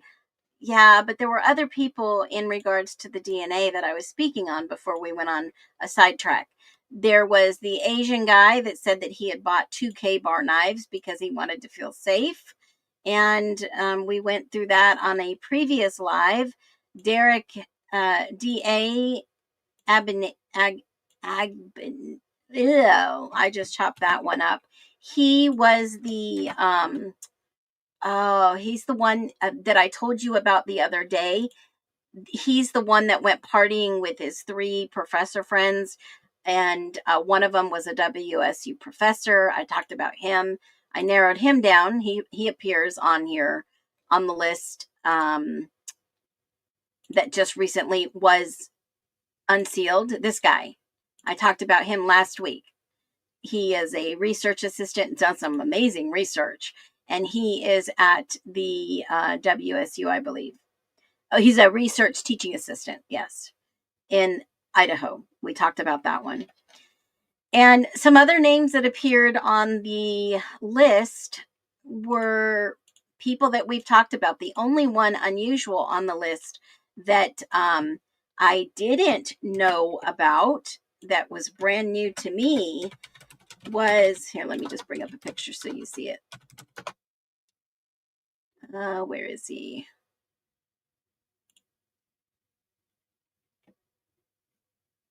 I don't know if I'm going to be able to do this, but they did interview a custodian, an individual that I talked about in the ISP documents that worked at the University of Idaho as a custodian. And his name appears on the list for the state to bring in. I don't know why they would have him on the list, but he is on the list. Patrick Butner. I think it's Butner. But it says he was a custodian 4-person at the University of Idaho. And I don't know exactly why they were going to bring him in unless they had some information or documentation that this maybe, in my humble opinion, maybe occurred at the University of Idaho. Remember when I said if this happened on the University of Idaho, they had to get these individuals out of there because the University of Idaho would be responsible. So if this did happen on the campus and they had to take them back allegedly to the house to stage all this, they would need somebody to help or be able to corroborate that, no, this didn't happen, right? That was one of the things that I talked about before. So, there's a couple of other people on here that were research assistants at the University of Idaho per these documents. And the other one was Courage Allorubu. He was also a research assistant.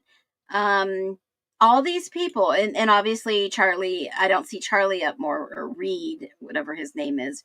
Reed is on there. James Deskin, that was one of the guys that I think I talked about a little while ago. There were a few other people that I was able to put pieces together. And this guy was, I think this is one of the guys that may have moved to Texas. Let me look at my notes on this one. This one was, hold on a minute. James Deskin. No, maybe it wasn't. Maybe this is one of the guys that I couldn't find. This is one of the ISP documents that I was trying to link, and lab item 50, I don't remember which one. It says MPD item 280, the lab swab, but it doesn't reference anything in regards to the state in the right-hand column.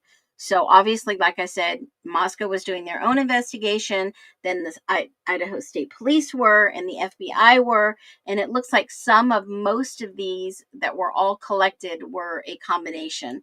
So they got Donald McDonald.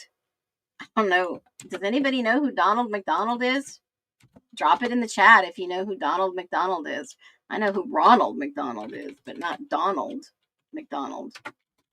Let me see if I can find out who this is on the fly. Donald McDonald. He is College of Natural, PhD, Composite Materials. No, Donald McDonald. Idaho Forest, Department of Forest. Oh, McDonald. No, that's not him. Who is Donald McDonald? Does anybody know? Drop it in the chat.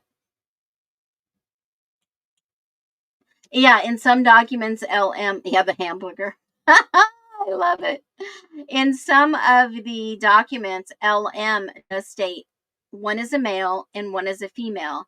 And like I said earlier before, it was Lakeland McComas that was walking with Bethany Funk and Dylan Mortonston. So that was in the documents also. So they do state her full name in these documents. And the swab, the swab was taken from the Asian guy. We were talking about him not too long ago. And let's see. Yeah, on the video, that girl kept interrupting him not to give out too much information. Basically, it was the landlord and contractor dispute that happened at 6 a.m. in the morning. They argued he shot the contractor, and they named the victim with his vehicle up against... What? What, Caleb? What? Basically, it was the landlord, a contractor dispute that happened at 6 a.m. in the morning.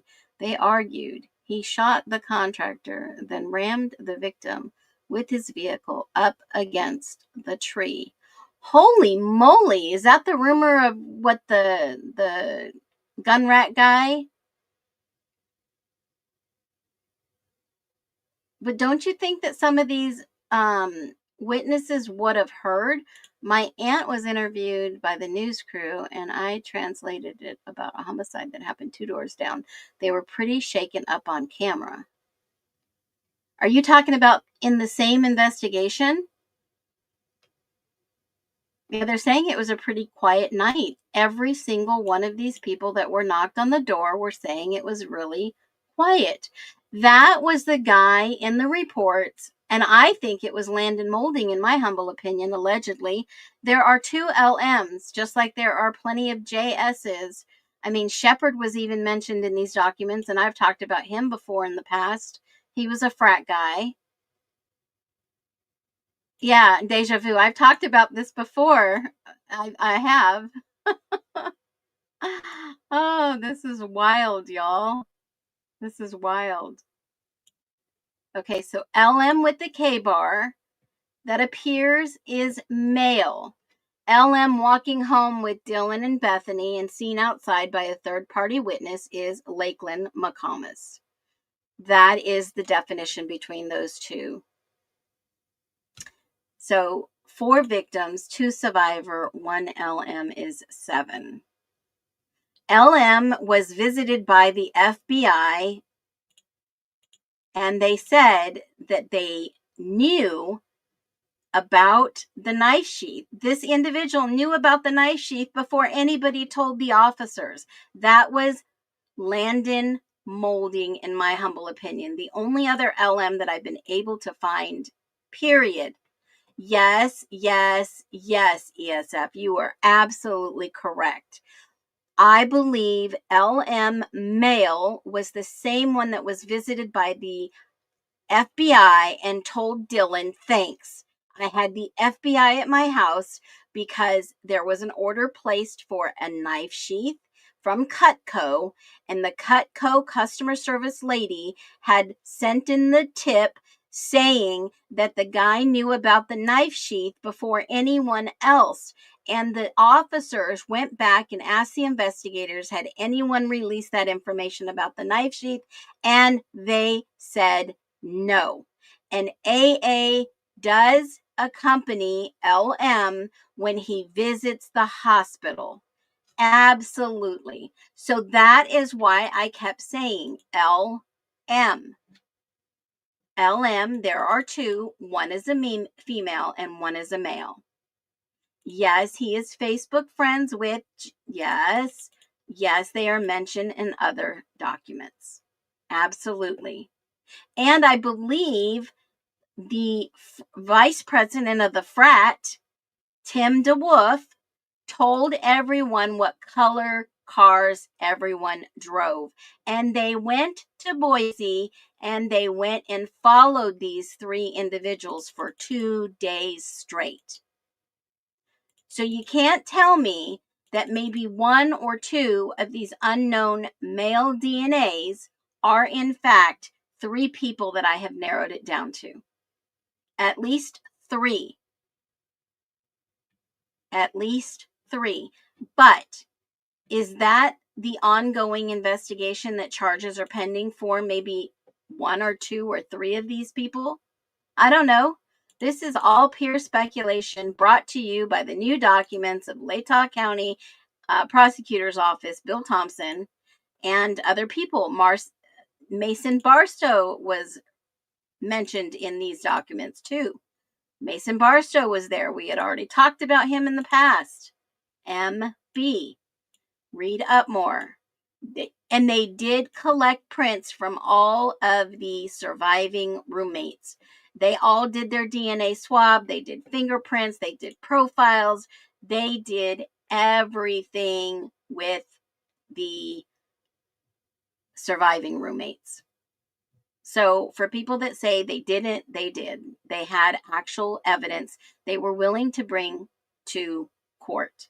Now, one thing I'm going to end this stream on, I know it's a little longer than normal, but one thing I'm going to end this stream on is very clearly, Ann Taylor knew what was up with Molly McMichael.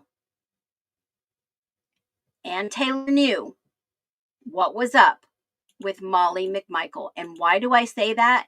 Because she asked the state of Idaho to give me everything they had on Molly McMichael. She wanted documents of any videos, any arrest, any history, any X, Y, and Z, because she wanted to see what they had for Molly McMichael, how they knew her, where they knew her, and everything else under the sun. Everything else. The documents are there. You can go read them. It was very important for 2 things for them to have. And I believe, in my humble opinion, allegedly, Ann wanted all the details of her history in Moscow, Idaho. Because remember, Ann used to be part of the prosecuting team. She knows some of these individuals' names. She has read some of these reports. She knows. But in order to bring it to court, you have to have chain of custody. She asked Idaho, the state of Idaho, bring this to the table. I need this on record. Bring it to the table. Then we'll have another discussion. And if you notice, the minute that those videos were released on Molly McMichael, all of a sudden, the jig was up, and Ann got him off of the death penalty. Yes, Landon Molding was, in fact, part of their little circle in the frat. Yes, they had partied with Landon Molding. And you know what? You want proof? I'll give you a quick receipt if you hold on 1 second. And if I was any of these parents, I would have never went along. And I understand how powerful the district attorney could be. Real quick, if anybody is wondering who Connor Chestnut is, in the documents, this came up. Yeah, Boise guy. Went to school with some of these people. So just so you know, let me grab the document I was going to show you and show you how they are connected. 1 second. Let me see if I can pull this up. They are connected. They used to party with these people. They know each other. They all know each other. How could they not, how could they all remain silent? I mean, really, how can every single one of these people remain silent? I just don't know how. I don't know why. I would never want to be involved in something like this. Excuse me. Yeah, Molly McMeth. Yeah. I would never want to be even close to something like this. All right. I'm going to bring you up a picture and show you how they were connected. Hold on. It's trying to load. But I will tell you, I don't know how all these people got away with this. How did all these people get away with this?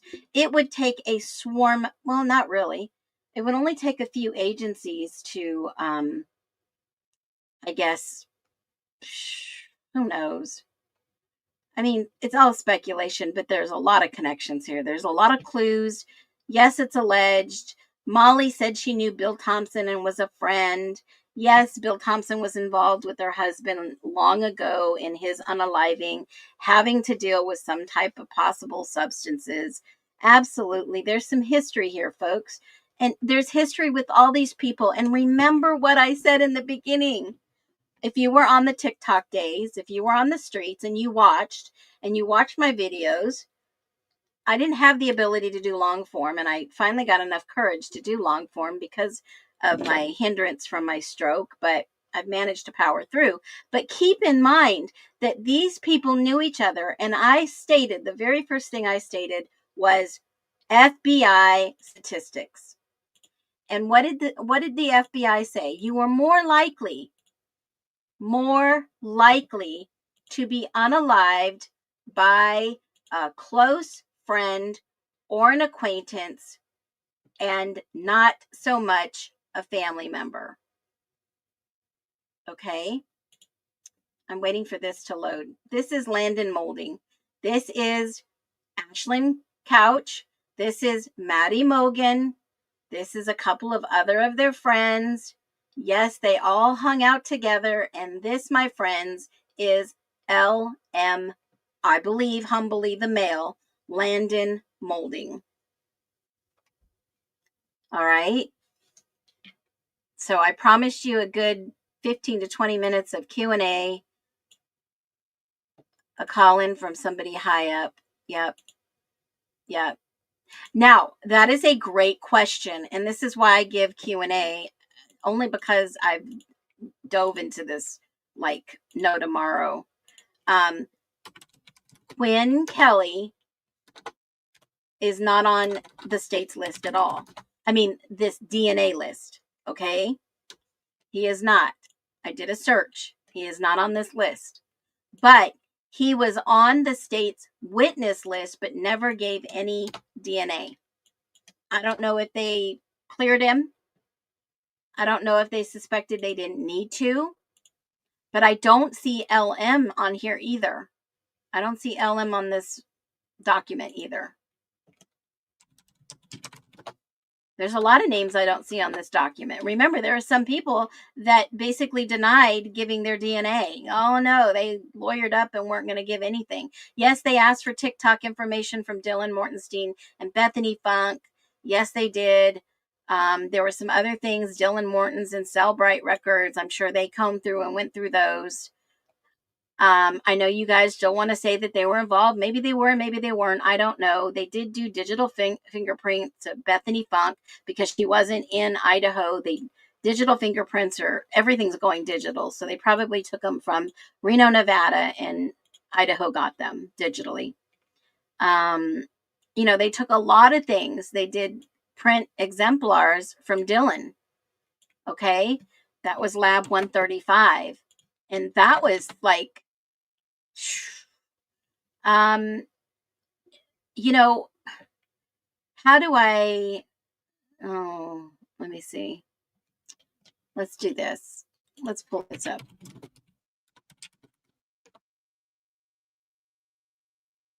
Okay. So, let me see. Trying to see what I can bring up. In terms of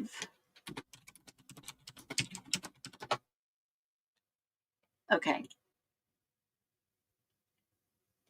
So they pulled, and the only reason I'm explaining this is because when I looked it up, I was like, wow, this is huge. Okay. So they didn't do, well, I'm not going to say they didn't. Let me just bring this document up so you can see what I'm talking about. It says MPD item 898, print exemplars from Dylan Mortenstein, lab number 135. Now, if you go research what forensic science say print exemplars are, they are a piece of evidence collected from a defendant. I don't know why they say defendant, but this is Forensic Science 101 right out of the book. It says from a defendant that do not rely on testimony. They are used to establish identity or support other evidence against the defendant. Exemplars can include physical samples such as fingerprints, hair, blood samples, voice prints, lineup identifications, and handwriting samples. These items are gathered to use in legal proceedings to establish identity or support other evidence against the defendant. So that is the exact textbook reading of what a print exemplar is. So exemplars play a critical role in various legal contexts, including criminal cases involving identity verification, forensic analysis to establish connections between suspects and crimes, in cases where physical evidence is essential for proving guilt or innocence. And that is per EBSCO. You can go right on their website and go read what this is. You can go and read exactly what they are. You can go, there's all kinds of different prints, guys. I was like blown away when I learned all about this. So there you have a couple of different pieces to the puzzle. And hopefully you enjoyed this stream. The only thing I ask is that you hit the thumbs up and maybe share it with one individual. There are always little pieces and golden nuggets in my lives that I do for you, and we all collaborate. I mean, okay, so let me see if I missed anything. Did they find any red? They said possible collected, but I don't know. They never gave us the absolute evidence. Let's see. Yeah, Quinn Kelly was at the time Dylan's boyfriend. Is there a photo? Is there a AA in that photo? No, there is no AA in any of these photos.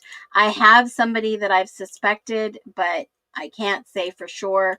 I don't even want to say it because it's not public information. So there is somebody who I looked at before that I know they verified, and they did interview in the ISP documents that I was shocked to not see here today in these new documents. And that doesn't mean that won't come up in the future. But Jesse Holback was one of the ones that was interviewed, and the ISP document, I've talked about that before. Phoenix, can you do a deep dive into the donors? I've already done a semi-deep dive into the donors.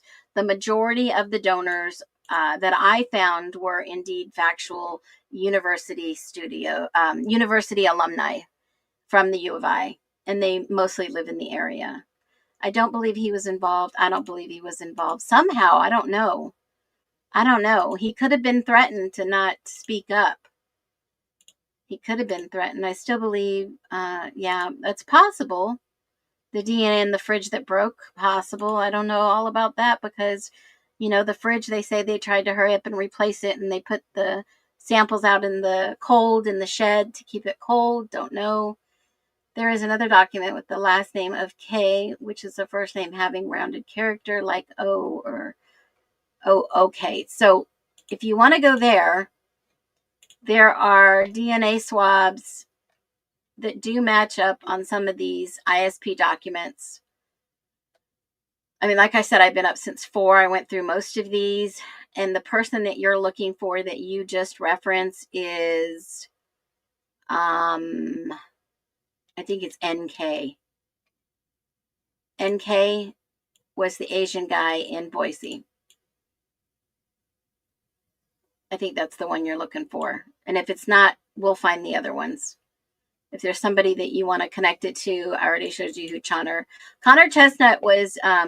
He knew these guys in high school in the Boise area. I know that some people are like, who is that guy? Never heard his name before.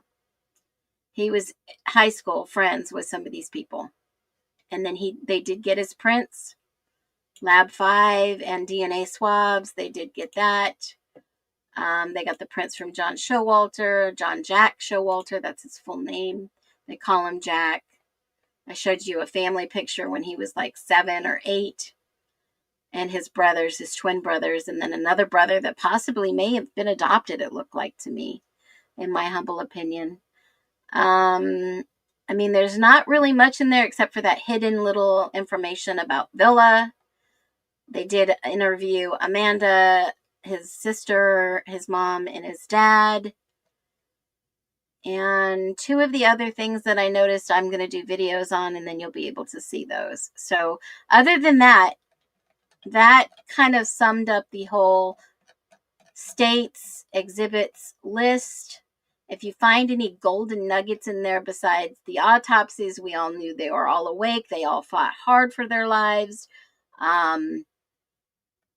There wasn't anything else that I saw that was like, ooh, wow. The only thing that I will say is when they picked up Kohberger's evidence, they did notice that he had logged in Elantra keys on bed. Okay. There was something else with the key in this report that I thought, boy, that's strange. There was a key that someone said outside of the 1122 King Road address. There was a perhaps car key on a rock. Now, I've looked into this. There were no other keys that were referenced except for one key that didn't say exactly what it was. And I'll make a video on that because I have a little speculation, but I want to do some more digging before I comment on it at all. There was one key in this whole document other than the keys on the bed. Okay? So I'll give you that a little bit of info on that later on. So everyone, I've enjoyed this stream. That's pretty much for just the exhibit list from the state for the new documents. As you know, there is about 30 plus documents that have been unsealed, but I wanted to see what evidence the state had against Brian Kohberger, and in my humble opinion, they got a big, fat, nothing burger. Drop your thoughts below on the way out. Drop some love and likes. I love all of you, and be well, be safe out there. Enjoy your complete weekend. I'll see you back here on Monday at 3:45. If I have some golden nuggets, I'll load up some videos. As always, be well.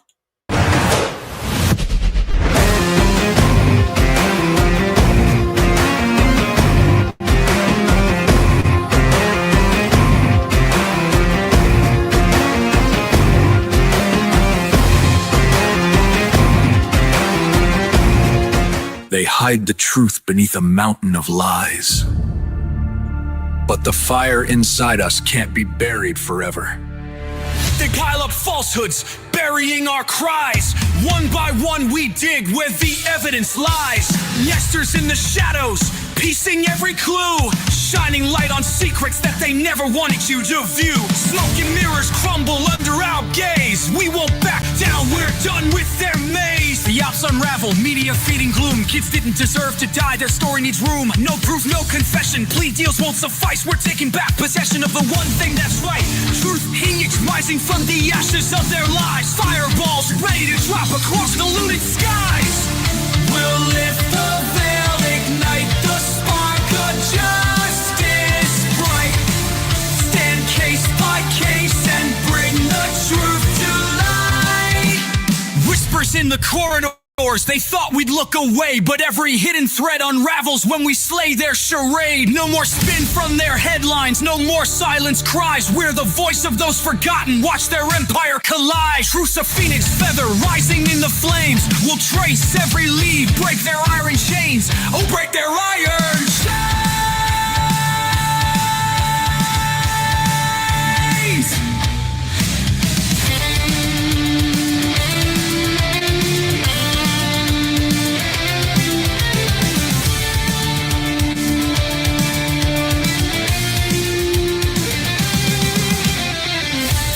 Rising, watch us light the sky. Truth the weapon they can never justify. One case at a time, we claim what's ours to fight. Rising up together, set the world alight. This is just the beginning. The phoenix will never stop rising.